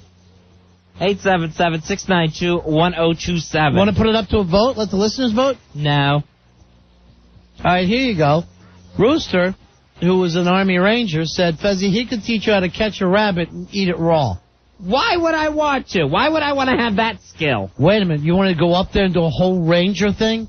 Let him put us through, like if you were captured and, you know, they're pouring stuff in your eyes? Yeah, here come the rooster. This is exciting. No, I don't want Ranger training, thank you. The big question is, are we going to take the Ron and Fez girls? Or is somebody going to hear this in the middle of the night? Oh no. Oh no. Oh no. Oh no. Oh no. Oh no. Yeah, we got to take them. They can take my spot. Hey, Justin, you're on Ron and Fez. Oh, what's up, buddies? Yeah. Hey, Justin, what can we do for you? I just wanted to tell you, I don't think this is a very good idea. I totally see this turning into like a Donner Party situation. Who's going to eat who? I don't know. I think, Fez, you're going to be the first to go, though. And then nobody else will be able to eat again for the rest of the weekend. Hey, rude. We're still having stew a month and a half later. Hey, Doug from Springfield. Back in civilization. What's up, guys? This is going to turn into the Little Rascal episode when they go camping. Yeah. Remember that? When the black girl could go in the bathtub into the lake and he's going fishing like Stymie did? Well, you know what? You want to do this? Maybe you can put on the bear suit, Fuzzy, and we'll chase you. We'll shoot you in the ass. I can't go. Who's going to grease Weezer? All right, thanks. Good point. We're always going to grease Weezer. Hey, this Wonder Boy says, what if we go and Fez and I can stay in a hotel nearby because I hate to camp. So why don't you just practically... First of all, you're not going, Wonder Boy. I know. Who invited him in the first place? Second of all, in your wildest dreams, you couldn't get Fez. He's going to end up getting to see Rory's crank. You think he's going to want your mole back? Thank you, Ronnie. You're welcome, pal. Thanks for sticking up for me. You're too good for him. BJ. Hey, Beach. I came with the bag for the Badgers. What? I mean, the Eels. What's this joke? Shoe sign. I think he's doing a land shark joke. Hey, Andrew, you're on Run a Fez. Hello, Andrew. What can we do for you? What is? Yeah. What I heard Sweet Melissa. Yeah, did you hear that? Yeah, it was great. All right. You stink. Hey, no prizes awarded. Andrew, you're on Run a Fez. Hey, Andrew. Hey, buddy. What can we do for you? Yeah, I used to go camping up in Indian Lake, but the problem is there's boat access only, so you guys have to canoe up there. So I don't know how you're going to get Billy up there. You might hit the boat. He'll be doing a canoe would be doing a wheelie like in Shallow Hal. This is exciting, Fez. We're like Burt Reynolds. We're canoeing. In Deliverance? Yes. We're canoeing along John Voight. We're seeing stuff out of the corner of our eyes. Hawk, bring your banjo. And your inbred brother. Fez, you can be the guy who got pounded in the ass. Which one of them got that? Ned Beatty. Ned Beatty. You're Ned Beatty in the trip. Of course they took the pretty one. Why wouldn't they? Here is the Ned Beatty with the attraction. Sure, enjoying this trip. I definitely want to do some canoeing. Canoeing is the worst. We'll bring a big bag of weed.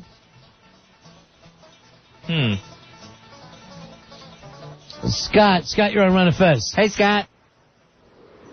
Scott. Yeah, what's up, buddy? Go ahead, pal. I think you should do like a big-ass Survivor weekend where Fez and Al just stay in the van and they film you and do all that stuff and everyone else fends for themselves outside. You want to do that, Fez? Vote me out first and we'll do Big-Ass Survivor. Even like a Blair Witch type of theme. Oh, Fezzy, Blair Witch. A movie I hated. I threw up 2 times. Here is Phil. Phil, you're on Ron and Fez. Hey, Phil. what's up, Ron and Fez? What's going on, guys? Hey, buddy. But You guys are great. Hey, listen, I want to go camping with you guys. I'll be your personal chef. How about that? All we're cooking is what we catch.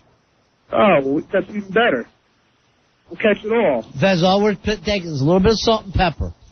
I'll bring a big bag of weed, too. By the time we get there, you're going to be asking who ate the salt. I'm telling you right now, I'm not even kidding about this for a second, Fezzy. We got to do it. I am not doing it. I won't have any part of this mess. That's gross. Hey, Lois, you're on Ron and Fez. Hey, Lois.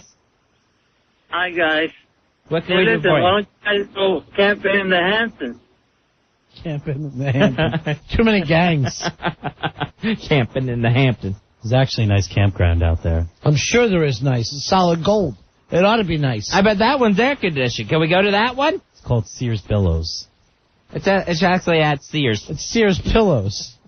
He's laying on them all weekend. Oh, now that sounds like camping. Jeff, you're on Ron and Fez. 1621. What's up, buddies? Hey, buddy. I got an idea for a campsite. What's that? Oh, upstate where my twin brother went to school in Newport, there's a campsite called Jellystone Park.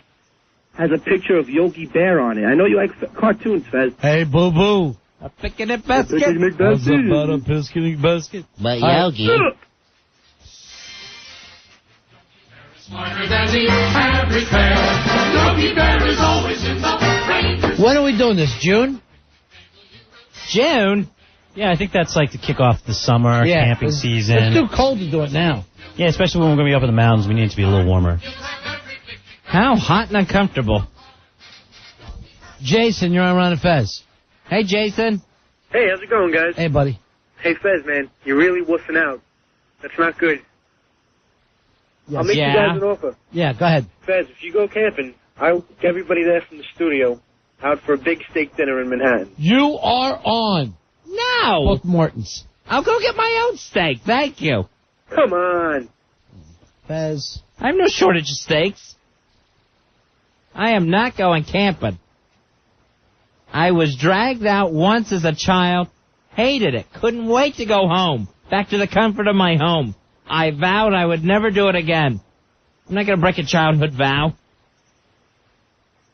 All right, Fezzy. Rooster now says that he will teach you how to eat grubs and drink rainwater collected in an old hat. How is that a good thing? And what if we forget the old hat? That's real survival stuff. I need the Rooster to call us.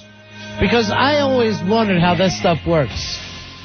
And what they could do, Fezzy, is teach you how to, I think, like, while you're being tortured, you start to squint your toes up or something. It takes your mind off of the fact that there's detergent in your eye. Why is that anything that we would possibly need to learn? For, like, a fun thing. That's not fun. Detergent in your eye? Grub eating? Running around with a hat trying to catch some drinks? You guys want to do this the whole time we're up there? You call me Cookie? No. And I'll be the one cooking for us? I am not calling you Cookie. Like on Rawhide. Right. You know I love the grill. You know this. Yes, that I know.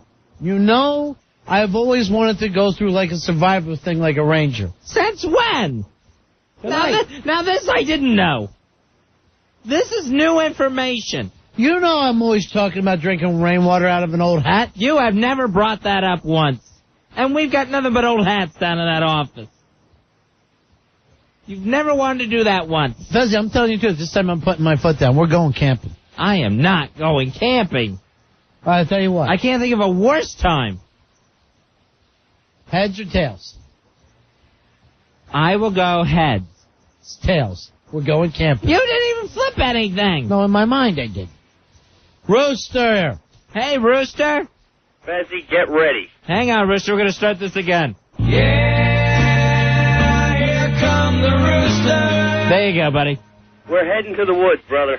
We are not going to the woods. We're going to put you in some camouflage and get you eating some animals. You're willing to go out in the woods with Al Dukes? Well, maybe. If Ronnie's there, Ronnie will keep him off me. Ronnie will take him down. Rooster, what was it like with the Rangers?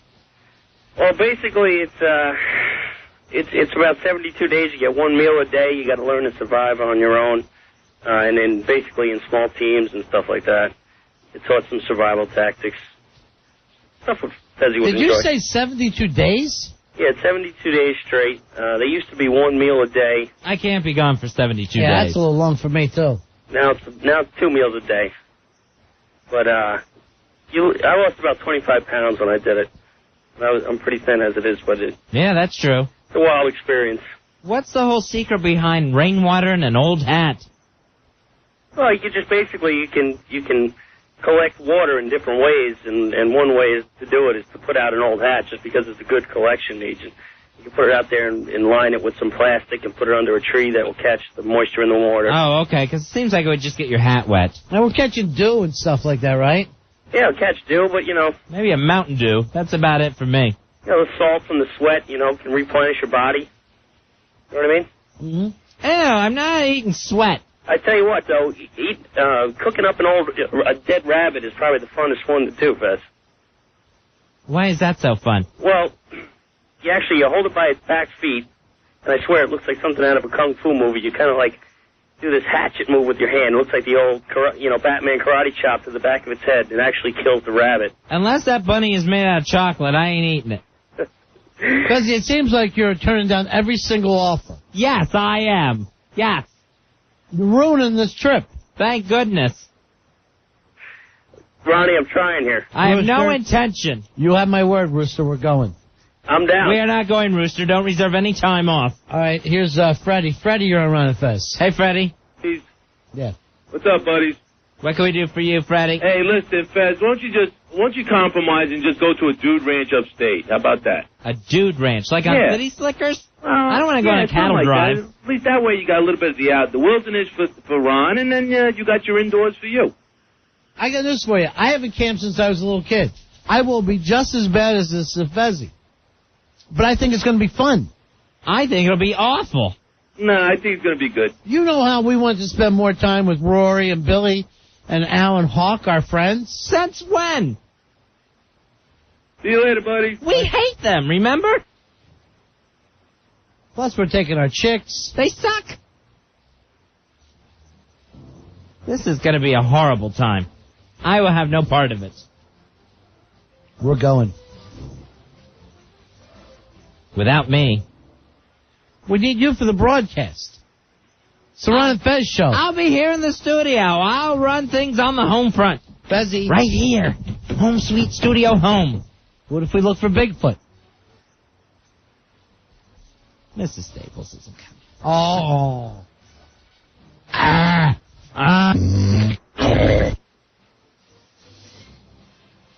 I'm not going. 877-692-1027. Hey, we're supposed to talk to John S. Hall. He's got some stuff to plug. Which one of the songs can we play? We could play his Detachable Penis. All right, we'll play that coming up. All right, nice. Detachable Penis. All right, John S. Hall, we'll be talking to him in a little bit. He's got some things going on. He's going to be at the Bowery Poetry Club. That's coming up this Sunday. We'll talk to him all about it. Why don't you do that, Fez, instead of camping with the men? You go to the poetry club. Can I? No. Thank you. This was my way of getting even with you. I love it. 877-692-1027. All kidding aside, are you going with us, Fez? No, I'm not going with you. All kidding aside. I can't tell with you. No! Look at me! No, I'm not going! It's 3 days. Oh, God. That sounds like such a nightmare. 3 broadcasts. Oh. We get out of the city, out of this heat. I don't want to go. Fly fishing. Sounds awful. Sounds just awful. This whole thing sounds hideous. I haven't heard one good thing yet about a camping trip. And that's probably the worst of all the things. Knowing the human sound effects machine will be in the next tent. All right, here you go, Fezzy. Here's one for you. This is one good thing. Hey, Sean. Sean, you're on Run of Fez. Hey, guys, how you doing? Fezzy, if you do this, you go on this camping trip, I will donate $1,000 to your favorite charity. Unbelievable. No, thank you. We need that money for the That's kids. heartless. For the kids, Fezzy. For the kids, come on. I'll give my own 1,000, thanks. And not for Nemo cakes. Well, give him an extra 1,000. I'll you give give him it to your him. 1,000 and then this guy's 1,000. No, thank you. I'm not going camping. You're a mean person. Take some of the kids camping. Very mean spirit. See ya! You had a mean spirit. He's right about that. You got a mean spirit. Look at Rory's face. Ew. Oh. And Rory, if we go He's camping, sad. won't you show Fez your crank? Rooster says that he could compact 72 days worth of Ranger School into a 3-day big-ass camping trip. Wow. All for Fezzy.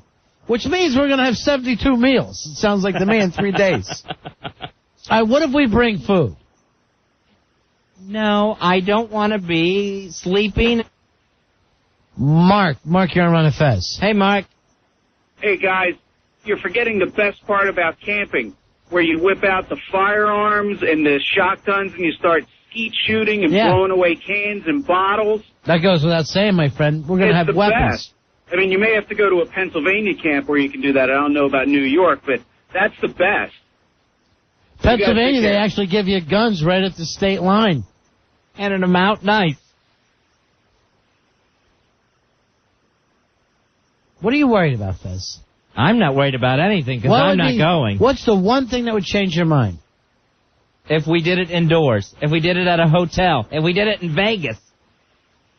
At a lovely hotel and casino. Haven't we gone to those kind of things a lot of times? Yes. Yes, we have. And they're the best. That's what it changed my mind. All right. We're going to take a break. We'll come back. We'll play something by John S. Hall, Detachable Penis. And then we'll talk to John. All right, John S. Hall, he's got some things to tell us about. He's from King Missile, of course. 877-692-1027. We're on Fez. Ron and Fez, 1027 WNEW.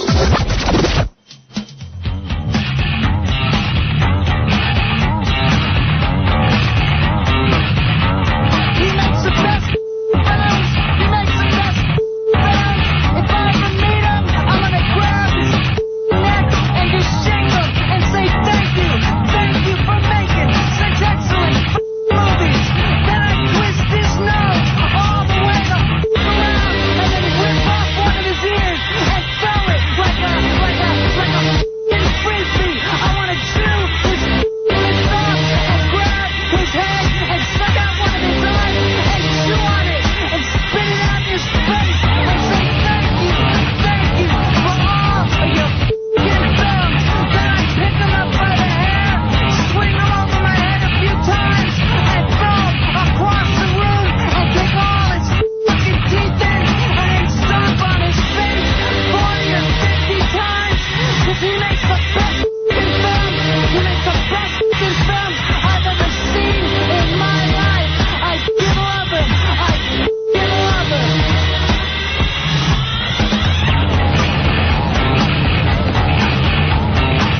King Missile with Martin Scorsese.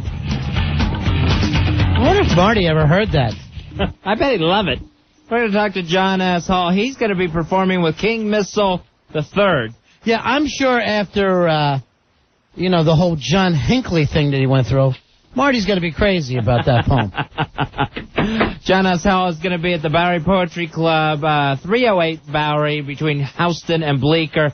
At 8 p.m., he's going to be reading some of his poetry. At 10 p.m., King Missile III performs. Here's John S. Hall. John, how are you, sir? Hello there. Hey, how are you? I'm good. How are you? Good.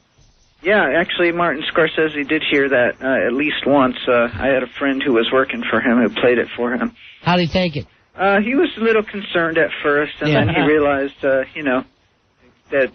I was sincere, but not about killing him. He does worry a lot, though. But he's a tiny little man in real life. We just saw him, I guess about a week ago for the 25th anniversary of The Last Waltz. Uh-huh. There was a little party here in town. Oh, wow. He's a little guy. Yeah, I love that movie. Yeah, me too. It's actually coming out on DVD. Yeah. And we're going to have some copies. Well, I'll hold one for you if you want, John. Wow, that would be awesome. There's extra stuff in it, plus Robbie Robertson does a voiceover commentary, and I think Scorsese does. I think that's his only film that he does. That's terrific. All right, where are you playing now? It's this new club that just opened up. It's called the Bowery Poetry Club. Uh-huh. They have poetry 7 nights a week, and bands occasionally as well. And you're going to be there this Sunday? Be there this Sunday at 8 o'clock. I'm reading, and then at 10 o'clock my band's playing. All right, what is the big difference between your reading and your band playing? Because it sounds like you're still kind of reading there. Yeah, well, the band is just more raucous. I do sing a little bit more, and obviously there's music with me for the band thing, so that's the basic difference. I mean, actually, like when I'm doing readings, I'll often read like longer works that are maybe require a bit more attention, and with the band I'll do more shorter, louder, angry, kind of visceral things. How do you write every day? Yeah. Because I'm dying to tell people I wrote a book. I can't. Wouldn't that be a nice feeling to have? I would just like it, and I would like to be able to go past a bookstore and have a book there. I can't imagine writing though. Yeah, well, what you need is somebody to sit there and just transcribe what you say on the radio every day, and then in 2 months you'll have a book. Yeah, that's true. That's what you do. I can't imagine reading. Yeah, you don't read at all. I don't read. Well, you'll read on our camping trip. Hey, John, we're taking a camping trip, the guys from the show. I'm not going, John. And then doing, live remotes from there. We'd love to have you. When are you going camping? And we'll probably do it when it gets a little hotter, like in June. That's probably... But have you ever gone camping before? Yeah, once or twice. I'm not a big fan of it. None of us are. Me neither. Not one of us have done it since we were little kids. I hate it. But I think that'll be the fun. I want to stay in a Hilton. You'll all go there and hate it. That'll be the fun. That's I don't know. That could be good. That could be terrible. Yeah, and at the very least, we'll all write a poem out of it. We'll have one like a slam night one night, and you can judge it for us. I'm actually known at the Bowery Poetry Club as the guy who walks out on the slams. Although I saw one a few weeks ago. It was quite good. I usually don't stay for slams because they kind of freak me out. What is actually a slam? Well, you have a bunch of poets competing, and they get marked on a scale of 0 to 10. So it's like the Olympics or something. Uh-huh. And I don't know. For me, it's more like a sporting event and less like a poetry reading. So I don't tend to like it. But a lot of people swear by it. It can be very entertaining. And for people who like to see who like to see winners and losers, I guess it's a good thing. I thought it was just like making slam books. No. Oh. No, it's not like that. We used to do those at slumber parties. Now, does most of it turn into hip-hop kids doing, reps? I'm sorry, do what? Most of the slams thing, they'll turn into I hip-hop? wouldn't say most. I'd say half. Yeah, right. Yeah, but I mean, a lot of good friends of mine do it, and some of them are hip-hop oriented, and a lot of them aren't. No wonder you walk out, John. Yeah. I don't blame you. I'd have to get out of there, too. Hey, do you have a poem for us tonight? Sure. We're going to turn you into our Nipsey Russell. John S. Hall, do you have a poem for us tonight? Yeah, except mine don't rhyme like Nipsey's always did. But that's the only poet that Fez actually knows is Nipsey Russell. the match came. And he would kill in slams. Yeah, sure he would. You know, I actually saw him not too long ago in the street. How'd he look? He looked fantastic. He looked exactly like the 70s. And I said, Nipsey Russell, and he went, shh. Like he doesn't. Like that, if people on 8th Avenue all knew that it was Nipsey Russell there, they would run at him. The mob you would cause. You should have him on the show. Yeah, I'd love to, but he wants to keep it quiet. He was staying on the lowdown. All right. Well, maybe he owes taxes or something. Yeah, that's true. All right. This one's called It's Saturday. Are we ready? Yeah, whenever you want. I want to be different. Like everybody else, I want to be like. I want to be just like all the different people. I have no further interest in being the same because I have seen difference all around, and now I know that that's what I want. I don't want to blend in and be indistinguishable. I want to be part of the different crowd and assert my individuality along with others who are different like me. I don't want to be identical to anyone or anything. I don't even want to be identical to myself. I want to look in the mirror and wonder, who is that person? I've never seen that person before. I've never seen anyone like that before. I want to call into question the very idea that identity can be attached. I want a floating, shifting, ever-changing persona, invisibility and obscurity, detachment from the ego and all of its pursuits. Unity is useless. Conformity is competitive and divisive and leads only to stagnation and death. If what I'm saying doesn't make any sense, that's because sense cannot be made. It is something that must be sensed, and I, for one, am incensed by all of this complacency. Why oppose war only when there's a war? Why defend the clinics only when they're attacked? Why support the squats in the parks only when the police come to close them down? Why are we always reactive? Let's activate something. I can't say that. Whatever happened to revolution for the hell of it? Whatever happened to protesting? Nothing in particular. Just protesting because it's Saturday, and there's nothing else to do. That was called It's Saturday. Very nice. And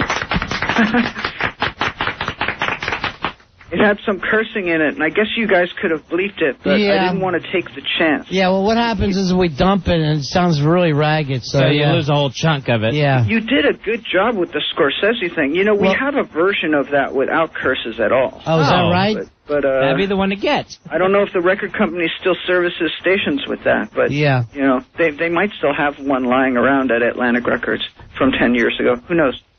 All right, we'll check on it. Hey, John, I'll plug your gig one more time. Okay, it's the Bowery Poetry Club this Sunday. That's the 28th of April.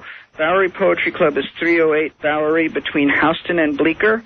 And I'll be on at 8. Bradford Reed and his amazing Pencilina at 9. He's in my band. And then at 10, King Missile III, that's my band, plays at 10 o'clock. It's King Missile III, though, now. Yeah, because there was King Missile, Dogfly Religion, and then there was King Missile, and now there's King Missile III. Nice. Oh, okay. All right, John, that's all. Probably our smartest friend, Fuzzy. Nice to have one. All right, thank you, John. Thank you very much, you guys. We'll see you later. Bye-bye. Thank you, John. Should I hold, or are we hanging up? Yeah, I think we're hanging up. Okay, all right, bye-bye. bye-bye. He's going to write a poem about that. Yeah. Why hanging up? Ron and Fez hung up on me. Fezzy wrote me, you think he sounds like our boss Jeremy. I hear Jeremy's tone. Yeah. I would love to have Jeremy. Jeremy's probably a smart guy. Yeah, probably. He hides it good. And Sweet Melissa has a master's. Right. Degree in something real, not like Al Dukes. Yeah, Al has his master's that he throws at us. Al Dukes has a master's degree, but does not know how to catch a subway, and I kid you not about that. He does not understand.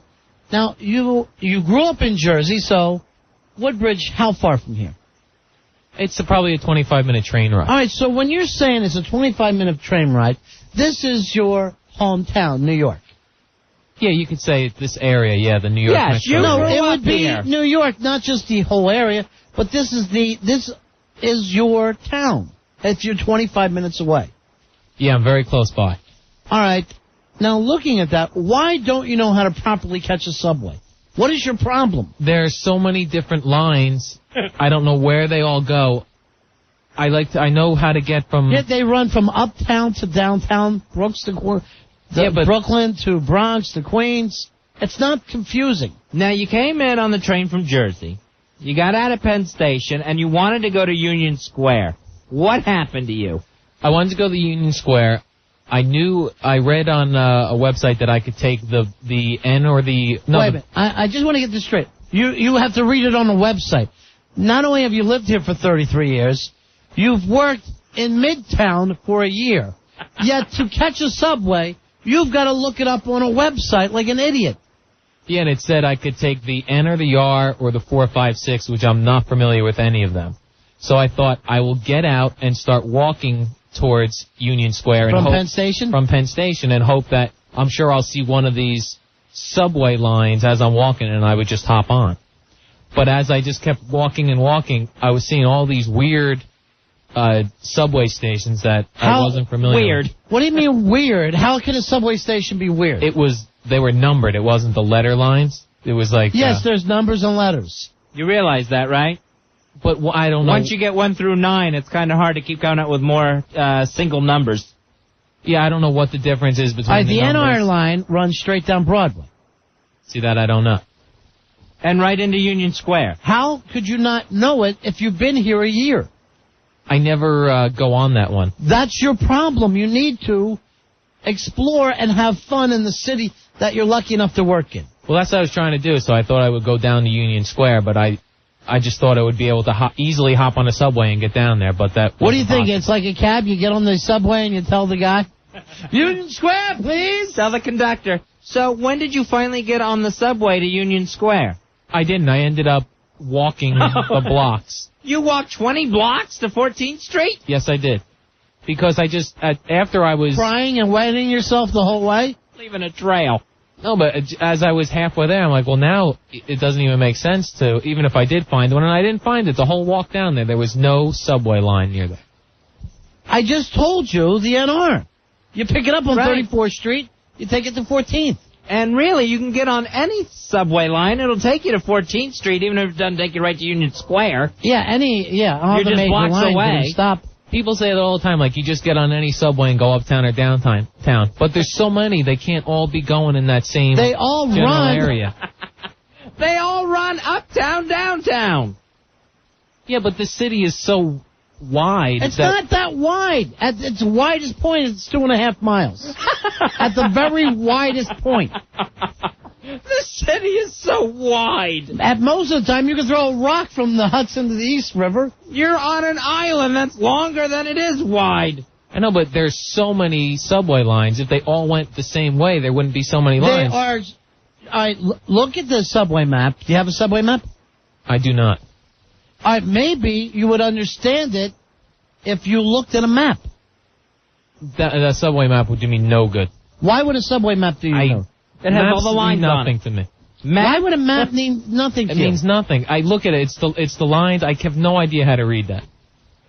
I don't understand how people are doing that. How can you not know how... You're an adult, right? Yes, I am. How can an adult not know how to read a map? I'm not... Especially a man. I've never read maps. They don't tell you anything. They tell you where things... They don't tell you anything. I will say this.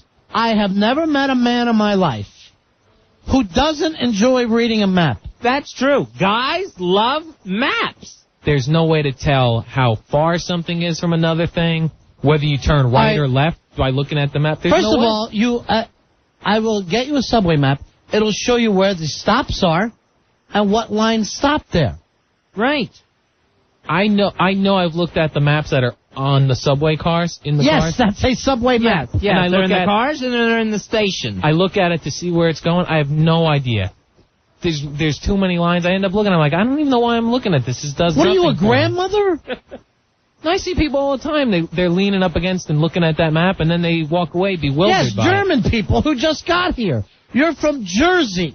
You live and work in this area, and you can't use the subway. They walk away bewildered. They do not. They go to it and they get directions. And you know what? And again, the whole guy thing. Guys love maps. Actually, this is the first studio, I think, that Ronnie and I have worked in where we didn't have maps up. Yeah, we love to put maps up. For what reason? We've always had maps of the United States up. You know, and normally, I like to feel like my house is a war room anytime anything breaks out. Sure. And I'll slap maps up all around my TV like maybe I'm at the Pentagon and I'm running a war. The other day in the elevator in this building, Ronnie and I get in the elevator, there's a guy standing on it, in it with holding a globe for whatever retarded reason. Ronnie and I start checking out his globe. I love a globe, too. I love a map of the moon. I'll sit and try to figure out. I love a moon map. I'll try to figure out if I can get around the moon properly. When we're doing when I'm taking my kids on vacation, all I do is talk about the map, put the map up, and then try to figure out, okay, within the next 2 miles, I should be crossing across. Here it is, kids. It's Route 8, like an idiot. I'm having so much fun with my map. It's the best feeling in the world. All right, Corey, you're on Run of Fez. Hey, Corey. Yeah, hello? Yeah. I know a lot of people who don't know how to read maps, but they're all chicks. That's true, because they don't want to. A man loves two things, a map and a box score. When I'm looking at the map, I just give it to somebody to see if they can figure it out. And a lot of times they can't either. You know what the best thing about a map is? When you see it on paper, you got it there in front of you, you've plotted your course, and then you see the exact same thing in reality. Yeah, sure. That is the best feeling. Whether it's a subway map and you know the stops or whatever. What is it that you don't think you're getting from a map? The map, you can see, like, you need to go, it looks like an inch or 2 inches on the map, and it takes you forever. There's no way to judge the distance. You ever look in the right-hand corner of a map? Oh, it will tell you the distance. Honey, you know you're not a giant, right? Yeah, I mean, I know there's a legend, and there's supposed to be a thing that tells you how many miles. There's no way to figure it out with the map. Or when you get there, you go left or right. Yes, it does. It gives you north and south.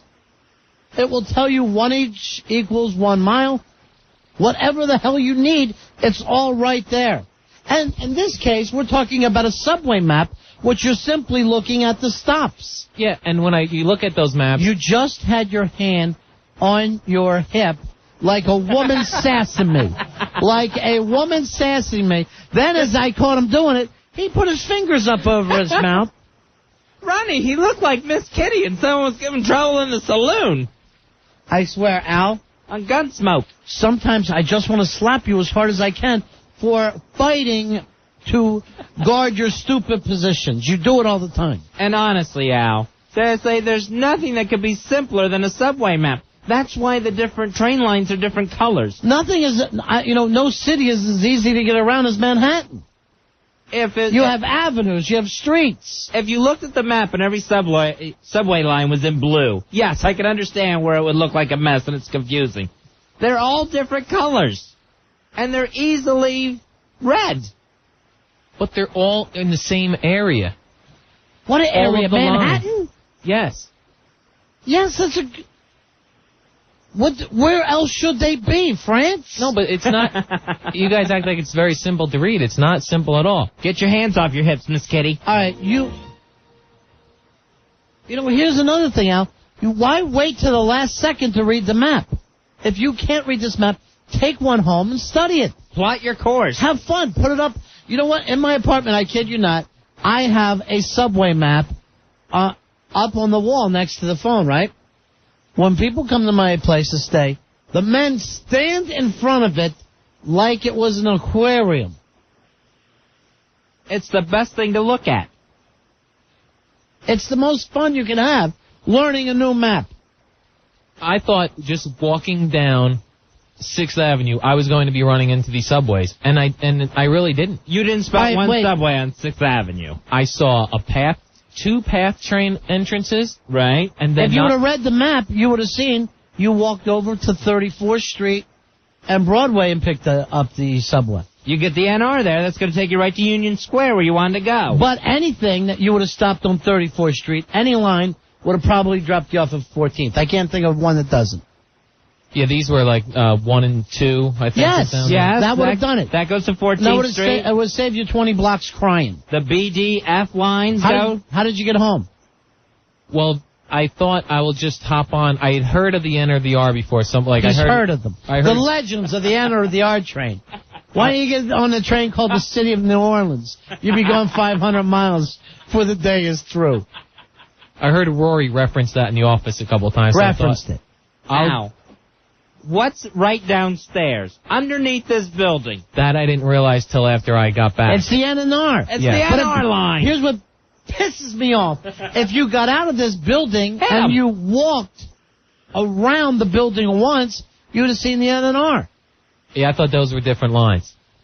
So I Different from what? No, you come here every day, you take your little cab back and forth to the path train, and you're petrified something's going to happen to you on the streets of Manhattan. We took you out for dinner today. You're going, where are we? You're on 8th Avenue.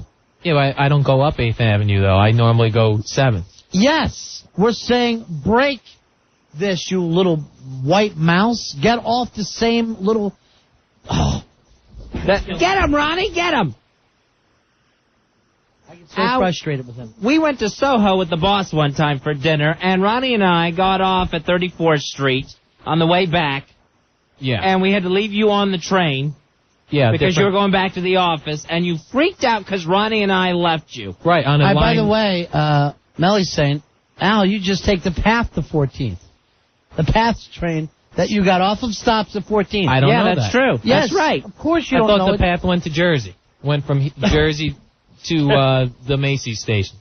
Macy's station. When you take the PATH train in, and it stops at, like, what, Christopher Street and everything, you realize that's in Manhattan, right? Yeah, but where? Because it makes all those stops. Christopher Street, Yeah, you but idiot. that doesn't mean anything to me. I don't know what that is. If you looked on the map, you would know where it is. If you got outside of the building and walked around, enjoyed the city a little bit, you'd know. But you hit all those stops before coming into Manhattan on the PATH train before you even hit 34th. You're going to hit 23rd. Yeah, but my thing 13th? before, when I was saying how wide it is, I don't know what avenue that is. You could say 23rd Street, avenue? You know these maps that you talk of that say that you say are senseless. These demon maps, all Ronnie? that information is on there. You're 33 years old. Yes. You can look at the map and see where the PATH train lets out on 14th. You're like the other sister. The other sister can't read a map. It took me so long to go down there and back up here. It was like 2 hours in travel time. Walking. Oh, you walked all the way from 14th to 57th? No, when I was down there, I got on the N or the R, one of them, and then I had a transfer. I thought I would transfer at 42nd Street. Transfer. To the A train, because that's what I always take. To go to Columbus Circle? Yes.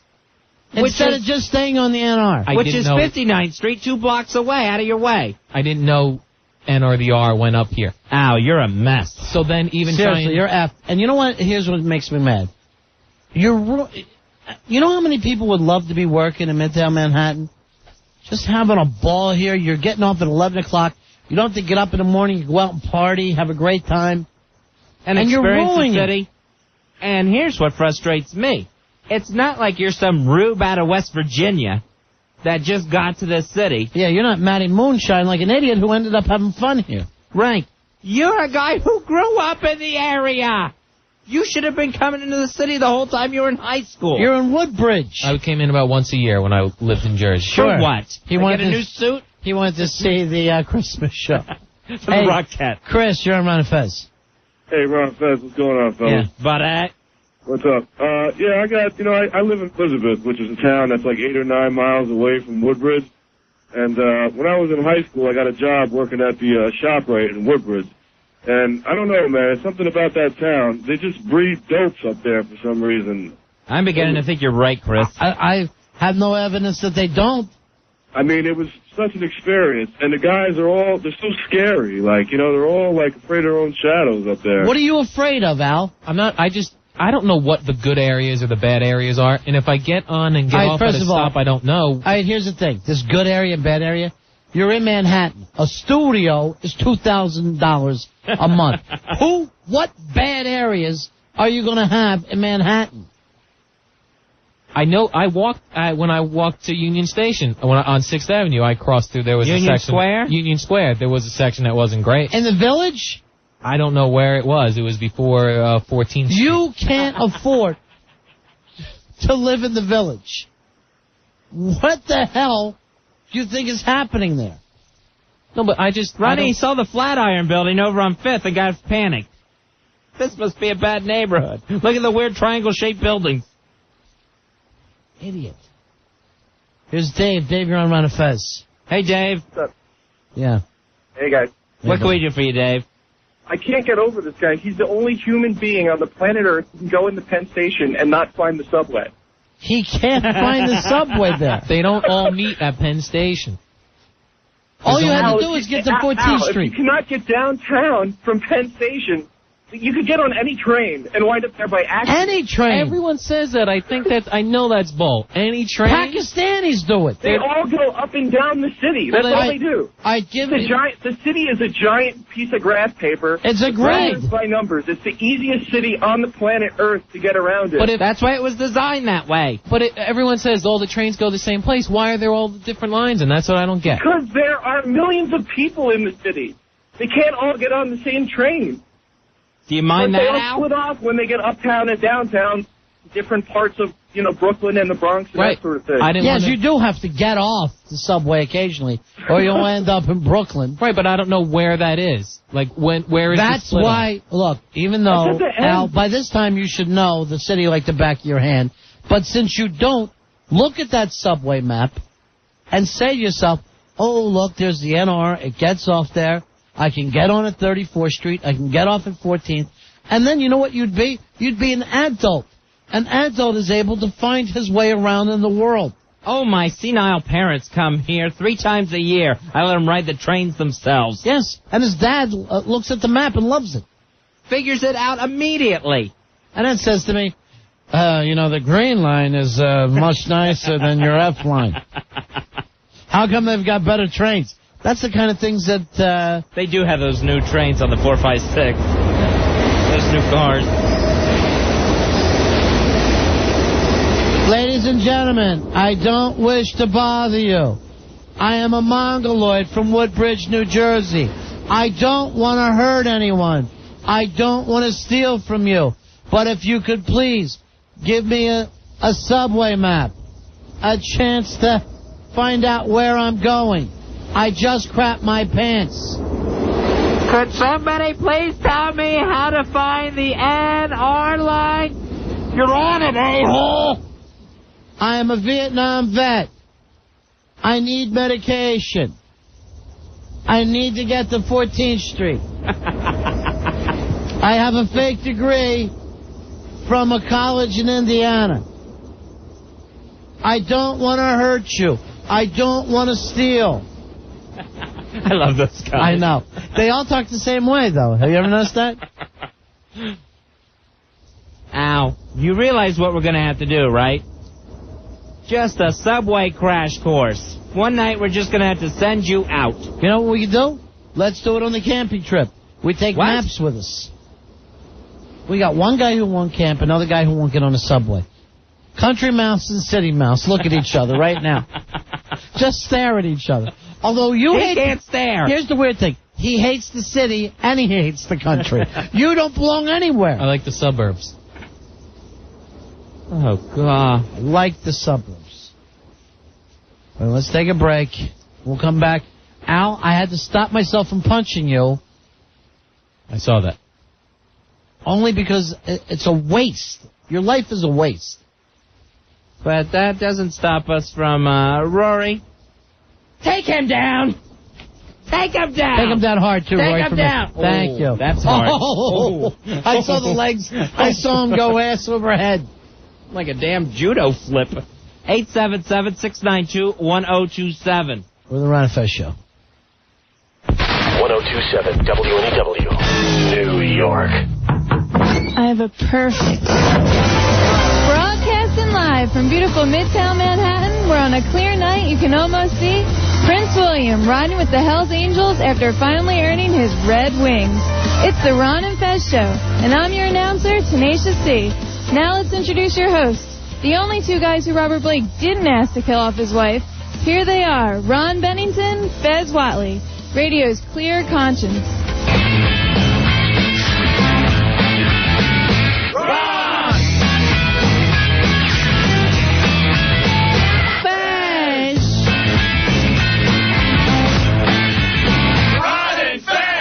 Hey!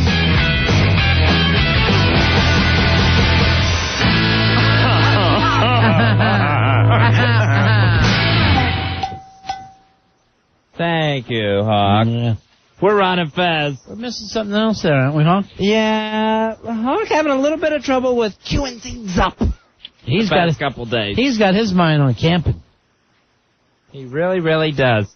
Hey, here's what I was asking. Send a camping trip for Hawk. When we go camping, and when we do go, we're killing off Al Dukes. I'm going to stab him. Now it's finally worth going. I'm going to stab him to death and throw him in a pit. Are we taking Tenacious C up there? Tenacious C, do you want to go on this camping trip? I'm not going, but you're more than welcome to take my place. Sure, I'll go. Camping's not that bad. Fez, you're going. I'm not going. Come on, Fez, you know you want to come. Get that as a drop. I know. I'm not sure I want to come. Why don't you try to talk me into it? She doesn't even know what she said. She knows. Believe me, she knows. She's a bad girl. She is a bad girl. And she does our C openings now. Yeah, she is. She's our C announcer. Yeah? Yeah. It's good to have her with us. When's your internship up? No. About 3 weeks. No. Oh. No. Why can't she become the dump girl for our show, and then she does the opening and runs down and gets paid to dump? Will that work? I love it. Yeah. I definitely think that's a great idea. Have you had dump training yet? See? No, not yet. Yeah. But I can learn. I can train her in a week. Good. A week? Why do you need a week, you scumbag? All you got to do is cut out the comedy. When you hear something funny happen, start hitting the dump button. That's the way it works so far. There's a lot of ins and outs with the dump button. Yeah, that you gotta sure. figure out. Oh, excuse me. You're going to show the ins and the outs. I'm sorry, Iceman. I didn't know. Here's, all right, you know, we were just talking about Al Dukes. He can't find a subway. He can't figure out how to use the effing subway line. So tonight we take him out to a little Italian restaurant around the corner. Everybody else is ordering Italian food, having a great time. What did you order, Al? I had the cheese ravioli. Cheese ravioli, just going out of his way to order something that has the least amount of taste. Right, looking for the blandest thing on the menu, Yeah. the shortest name on the menu. Right. With the least amount of ingredients. Yes. I had the champagne chicken, and it was delicious. Now, because of all this, Fezzy, special. I at least say to him, hey, isn't this great? It's not an expensive place. And, you know, you're paying the same as you go pay at Hooters. And, you know, you're having a great time. And he's going, yeah, this is nice, but how am I supposed to know if a restaurant is a good one? Right. Take some chances Again, with your lunch. Take a chance with lunch, Al. But here's the again, the city is so huge. There's restaurants every other Isn't that thing. a good thing? That's but how the do you, best part. There's no way to say, okay, this pick is up a the one. Zagat's. If that's what you need, when you can't read that either? Instead of a Zagnut's. Pick up a Zagat's. I had to kick him in the Zagnuts. There's just there gets to a point where there's too many choices that it's overwhelming and you can't do anything. Oh, with why it. don't you do anything in Woodbridge? There's not so many choices there. You don't go to restaurants. You're sitting in your apartment with your George Foreman grill. He was so astonished after this meal. And Ronnie's asking him if he enjoyed his dinner. And he's just flabbergasted the fact that Ronnie knows a good restaurant. Yeah. How did you possibly find this Right. place? Yeah, it was good and it wasn't expensive, just like you said. But there's no way to tell that by walking past the restaurant. Yes, that there it's- is. The menu's actually up, hanging up with the prices. Yeah, read the menu. Everywhere you go in New York. And if you take some time and you walk around in New York, you can say, oh, this is a cool little place. Maybe I'll try it. And here's the good thing for you, Al. Since you can't figure out the very complicated subway system, you're walking 20 blocks out of your way anyway. You got time to look in a store window. Look at a menu in a restaurant. Because he's worried he's going to get mugged. Albert, you're wasting your time here, and trust me, it's going to be short. It's longer than it ever should have been. That's for sure. All right, Black. You're on borrowed time. Earl, you just came in. You were training for killing Al tonight? Yeah, I was at the New York Health and Racket Club and had a great workout. Good. Great workout. Promise me you'll knock this son of a bitch out? I'm going to try my best. Black Earl, you're doing 2-a-days. All right, go tomorrow. I have another... Is this what you're coming to the ring to? Black girl. A little bit more attitude. You know what you're coming to? I don't know. After police? You coming up to after police? I don't know. I haven't really made up my mind yet. That's the police. That's not a bad choice. We'll keep that one in mind. Please look at him and promise me that you'll kill him. Look how easy it is. Rory? I'm training this time. Take him down. Take him down, Roy. Take him down. Oh, man. Oh, you just hear the thud. Al's not getting up. Al is not getting up. I like the way how his head hits and the legs are still way up in the air. It's like he's getting pile driven into our floor. You get the feeling when this happens to you want to get up and smack the guy who works for you? You ever think of that? Maybe taking him down before he takes you down? No, I tried that. He tries to really stand his ground. He's such a fool. Earl, you're going to kill him. Please. Please, Cowham.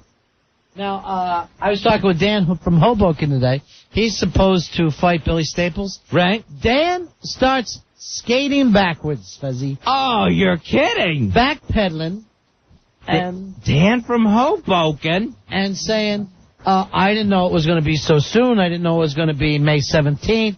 I don't think I have the chance to lose as much weight as I want to, get in the kind of shape. Weeble, he's talking about Billy's like, Weeble's definitely in the best of shape. What? And I'm He's like, Billy Staples. So it looks like Billy is going 2-0 already.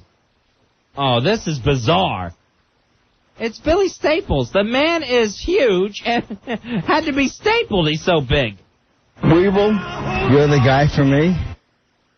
So it looks at this time, Billy, that we might have to find a new challenger for you. Dan's a pussy. Well, whatever. I mean, I don't want you to attack him. But the situation is he doesn't think he has the time. No. And he's going, hey, if there's something that's more entertaining, go for it. Yeah, then I'll just knock him on his ass or he leaves and I get Gina. Fair enough. Gina's mine. You're not going to get Gina. Who said Gina from Hoboken is on the line here? Well, she kind of did. She By the kind of way, did the other night when she was coming on to me. She wasn't coming on to. She came in and saying you're puking like anybody would want to. But also, Fezzy, she wasn't crazy about the fact she was getting thrown in with Billy's Angels. Oh, yeah, Billy's Angels, which, of course, consists of Ink Girl, Martian, and Christy the Bull Rusher. Well, Jeannie's actually above them. Really? Yes, Gina's top above of my your list. own Angels. Gina's top of my list right now. That's why I want to do this. Embarrass Dan, and she's all mine. Dan is probably not interested in boxing.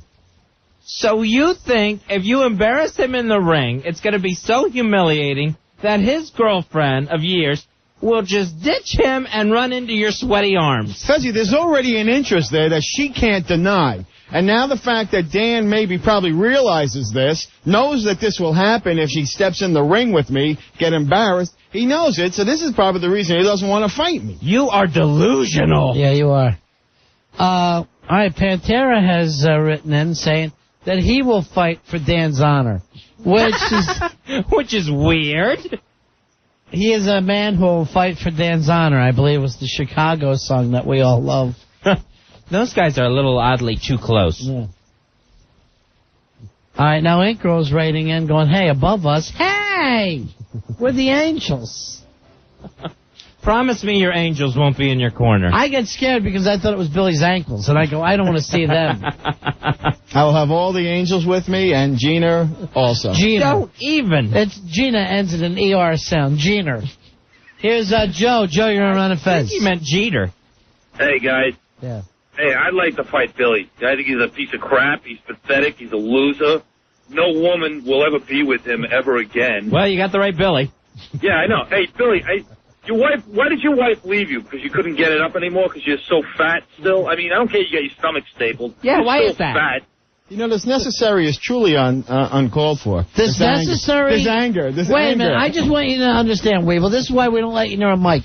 You just said this necessary is uncalled for. Is it necessary or is it uncalled for? Hey, Ron, this guy's the biggest loser. You know what I did? Yeah. Listen to this. He was in the hospital getting his stomach stapled. I found out the number to the hospital.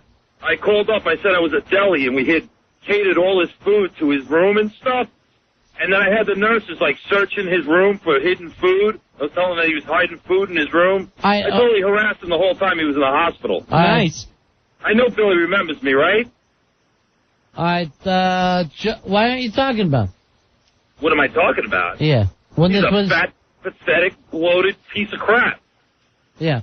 All right, thanks, Joe. All right. I'd say. Here is Randy. Randy, you're on Ron and Fez. Hello, Randy. Yo, what's up, Budday? Budday? 307 over here. I think Dan's ready to have a big fight with Billy on the instant feedback. Well, we're not going to have a big-ass instant feedback fight. He said we could out-type him. Let me say this. Billy, you would lose that one. Oh, I don't believe I'd lose that either, actually. You got to realize what you're dealing with here. This is not the same old Billy. Billy's quicker, he's smarter, he's more aggressive, he's ready. He's talking about himself in the third person again, Yes. John Nash. What? You know, it's just you're talking about, right? Oh, I know, but I'm actually taking an outside look at myself, looking in. Why not just say I? Yeah, better do that from the Hubble. Putty. Putty. I just try to see myself right now as others see me, as, being a lot better. You don't want to do that. Oh, then put on some crap-covered glasses. When do you get the Xanax subscription filled? Oh, damn, I forgot to pick it up. Now, he's gone through all his Xanax already. He just told us the other day he gets 90 a pop. Yeah, no, 4 days ago. Now he's going back in. Yet he's on AA. And he's like, I got to hit the Dwayne Reed. I know now that joking with fecal matter is never justified. That, to me, was your highlight. I know now that the joking with fecal matter is never justified. From the Defecation Proclamation. Hey, here's Dan from Hoboken. Do me a favor, Billy. Stay out of this. Hey, Dan, you're on Ron and Fez. Hey, what's up, boys? Hey, buddy. What's going on, Dan from Hoboken? So I turned on the radio, and I'm to understand that I don't want to fight Billy because I'm afraid of embarrassing myself and losing my girl to him. Well, that's what we're hearing. That's what he said. I told Fezzy that today you didn't know it was coming this quick, and you don't know whether you can get in shape for it or not, and I understand that. I didn't say shape in terms of kicking Billy's ass. That's no doubt. Right. I just didn't want to embarrass myself. I thought maybe I'd slim down a little, look good in the ring, because I'm a little self-conscious. But why are you self-conscious? You're a guy. Girls should worry about their figure. Last Friday night on stage, you chugged nearly a gallon of beer, and now you're worried about slimming down? Yeah, well, that's the problem, too, is at both times I'm training for a fight, I'm also training to try to get up to a six-pack. So it's like... Which Dan will win? It's the opposite, He's like I go war to the with gym for an himself. hour, and then I ruin it by doing, 3 funnels every night. Well, look, Dan, I want you to know that you are not going to be judged if you don't want to fight Billy Staples. Not by myself and not by Fez. I admit that I kind of, didn't really have a reason to, but then he goes and drags Gina's name through the mud, saying that, of all things, she would like him or be attracted to him. So yeah, that kind of that was a silly thing, but apparently he got the wrong impression from almost every woman last Friday night. But because she came into the men's room, he said, Billy. I'm not responsible for how Gina looked at me and feels for me. She was laughing at you, Billy. She wasn't. She was laughing at you. Dan, you weren't there. You didn't see it. Okay. How many Xanax did you throw up, Billy? Actually, that night, none. Oh, I would not waste them like that. No, you didn't catch when you caught the train home. Yeah. You slept an hour and a half further. Correct. I wound up in Babylon. What? Babylon is what you ended up. and some kind of yourself. In a Xanax fog. You finally got off at the Xanax fog station. Only because someone woke me up. How many did you take? 30? No, just one. You did not. I did Pull on this leg. I was Pull on this exhausted. leg, you lying bastard. One that consisted of 5 of them taped together. Your jaw was exhausted from chewing Xanax. Your only problem is you're not on Tuinals. It's not 1978 again. And you're eating Tuinals like the Tic Tacs. He's got him in a, Tic Tac Here's container. his doctor. Here's your Xanax. Who's the good boy? Who's the good boy? There they go. He likes them. They are prescribed by a licensed doctor, and I'm taking them completely legally within reason. Sure. Oh, a licensed doctor this time. Yeah. Nice. Billy, let me tell you something. You know I can walk out of here tonight, go to any doctor, and leave with my own Xanax. Right, but I didn't go to the doctor to get Xanax. It was actually their idea. Right. They said that, you know what, you need this.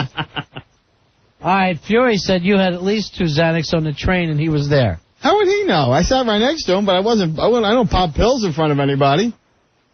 I'm just telling you what he wrote to me. What do I know? And we only drove from Penn Station to rode from Penn Station to Jamaica together, and he got off. And he had 2 at every stop.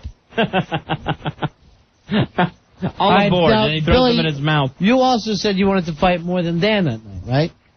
Sure. I mean, there are a lot of people out there with hot girlfriends. You're not getting anyone's girlfriend. Please. Why not? You're so deluded. Oh, Billy, Dr. Nick is on line 7 about your prescription. Just because it's prescribed, Elvis died from prescription pills. From whack doctors. And he abused them. And that's you. You're in AA. Correct. You're on a program and you're taking pills. Taking Xanax. I am taking legally prescribed medication under doctor's orders. You're taking downs. You can take legal alcohol. No one said any of this stuff is illegal. From a licensed bartender. You are an abusive F. And you're still doing it.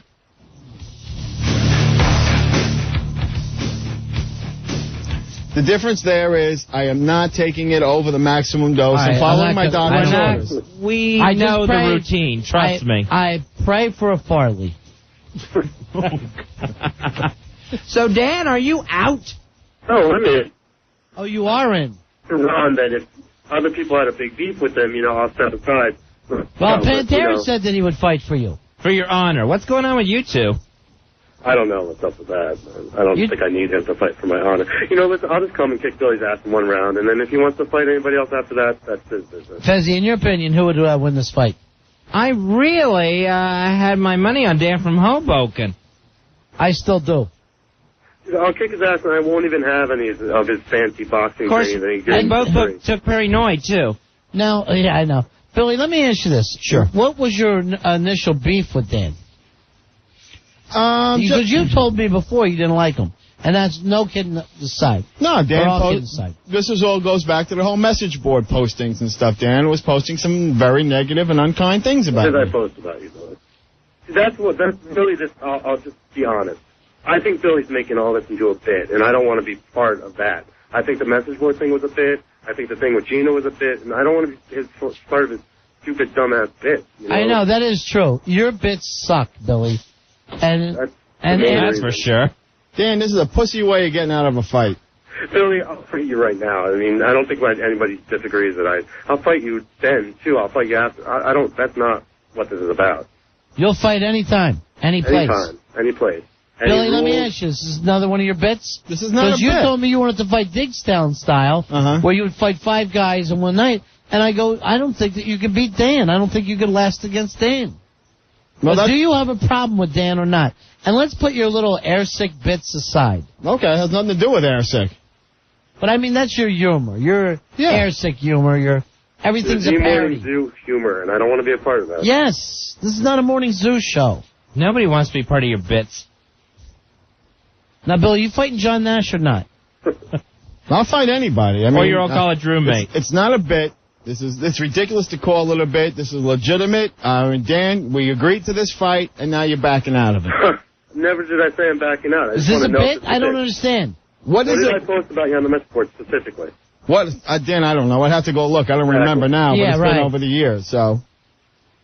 And I think you just dragged Gina into the whole bit thing too, which is I know, which is low. No, look. But isn't it true she did go in the men's room after him? Yeah. Deal. So why? No one else did.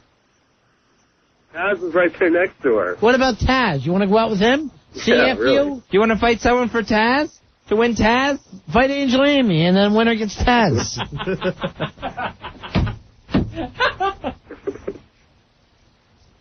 What are you saying, Billy? I'm not saying this is not a bit, all right? This is not a bit. This is legit. You know what? I was there. I was there in the bathroom when Gina came in. Yeah, I had some bad feelings with Dan. I still do, and I want to settle it in the friggin' ring. What are the bad feelings, Billy? We don't understand them. Dan, you can hurt my feelings. You can say it.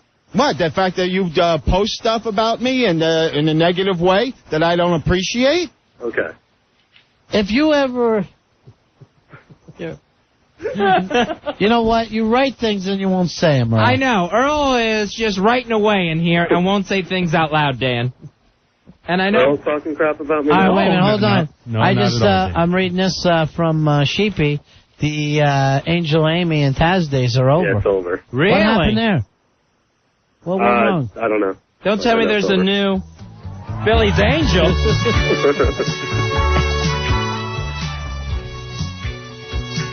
She's the Tanya. What was Tanya? What was her Roberts. name? Tanya Roberts. Tanya Roberts. I think she's more of the Shelley Hack. Oh, that's mean. That's mean. Heavy on the hack. Speaking of hack, how's Airsick doing? Are they ever going to get back together? Because you're coming off like you're the Art Garfunkel of Airsick, Billy. No, I am the. You're getting caught. I'm the Paul Simon of Airsick. That killed me. Paul's just on a different road right now. We're on a hiatus. The road to success. Let's just start calling him Paul Simon instead of Paul Bond. Dan, we all heard your commercial. I wouldn't talk. What commercial? Your Sam Adams entry he's talking about. Yeah. So at least I can admit my stuff sucks. Right. Why can't you, Billy? Well, when it does, you have to. Billy, admit your stuff sucks and we'll move on and we'll drop this fight. Billy, you have not come up with a reason why you That's want... all I want is a reason, Yeah. and I'll kick your ass. Other than some kind of an Airsick type morning zoo bit that you get involved in. Dan's jealous. Dan wants to be where I am. Dan wants to write comedy, work for a radio AA and middling at Pips. Yeah, so That's where I want to be. Did you ever middle at Pips, Dan? I middle at Pips any day of the week, and you know that. I'm sorry? He said he could middle at Pips any day of the week, and you know that. Then do it. Okay. Then do it. Come on. I focus on my strengths in writing. I don't think this gig is at Pips. I don't actually...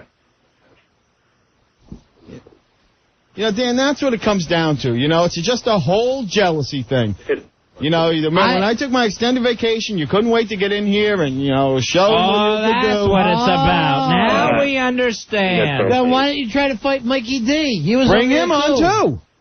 Bring him on, too. Tell you want to fight. Do you know that last Mikey D fight?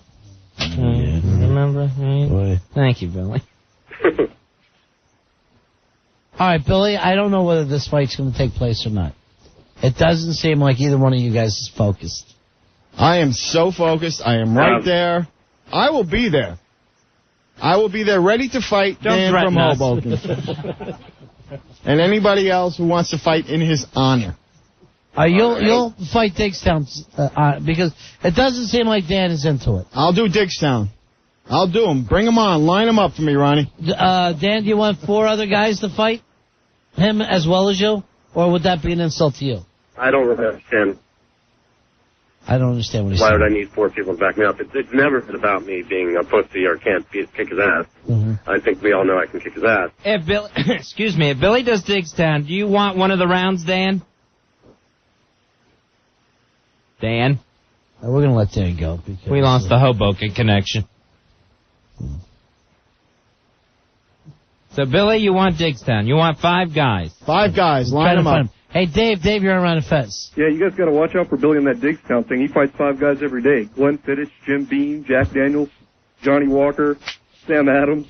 He fights them to a draw every day of his life, and it's a losing battle, my friend. Those guys are tough. It's a losing battle. Very funny. They have a great knockout punch. Billy, I don't know what happened with Dan. Come on, him. He just drunk, that's all. I don't know whether this thing's going on with Dan. To me it would be an insult if Dan had 4 other guys on the side.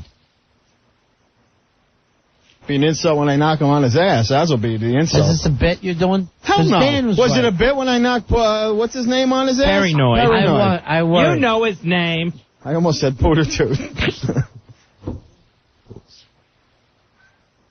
It wasn't a bit back then either. You saw how focused I was, how determined. This is not a bit. All right, look, here's Jeff Norris on the line. Hey, Jeff. How you doing, buddy? Hey, Jeff. Hey, Roland Fez, how are you? How you doing, pal? What's going on, Jeff? I got to go on Billy's side with this. Yeah. I have to. I don't think Dan has much more to do but sit in front of a computer all day and email people.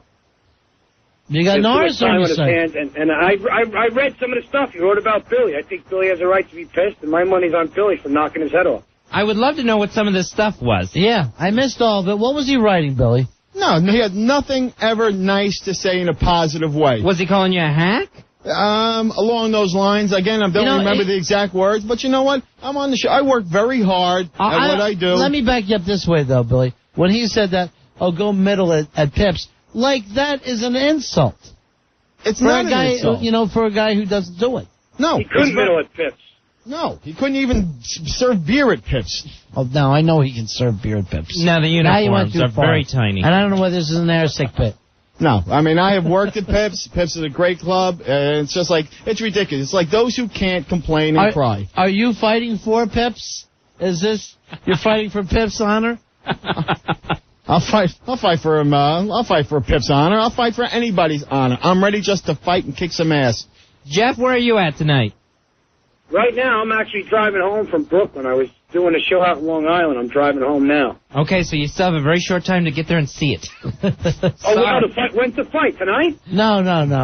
It's gonna be the 17th of May. I don't know whether Dan's gonna fight or not. I can't tell. But you said he'll probably bring his computer and keypad with him.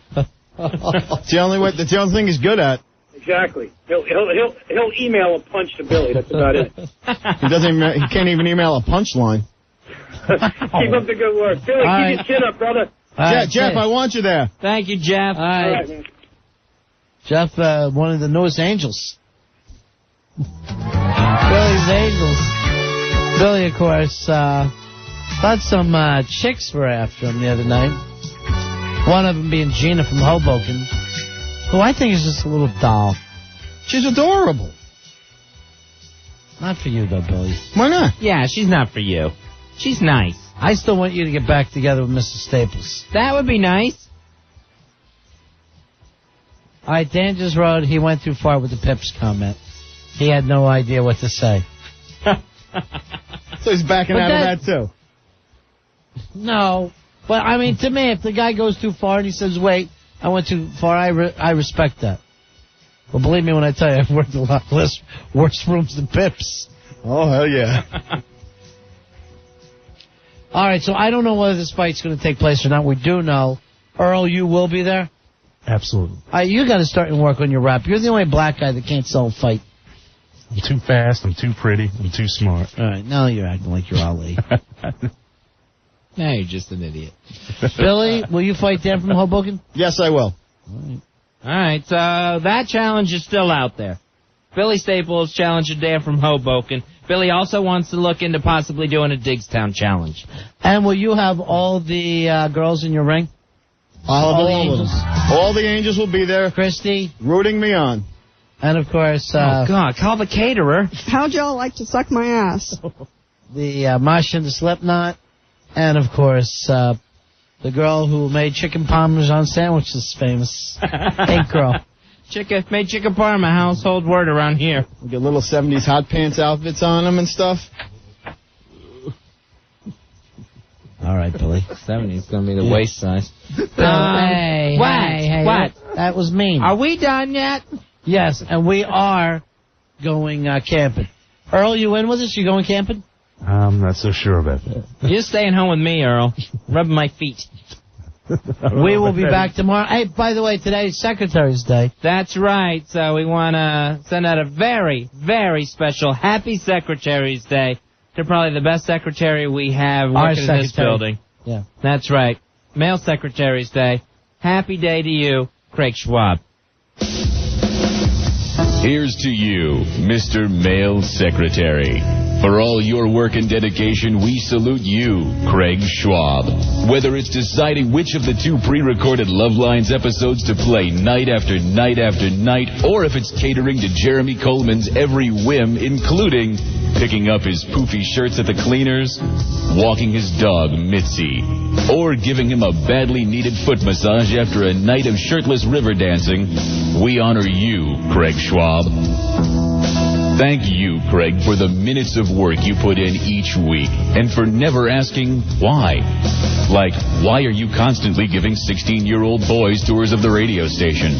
And why do these tours always lead to a secluded part of the building where no one ever goes? And why, Craig, do you ask other employees not to mention these so-called tours to the police? Well, no matter what the reason for this odd and possibly criminal behavior, you have our appreciation, Craig Schwab. A man who wears the humiliating and emasculating title of male secretary like it was a badge of honor. Here's to you, Craig Schwab. Happy Male Secretary's Day.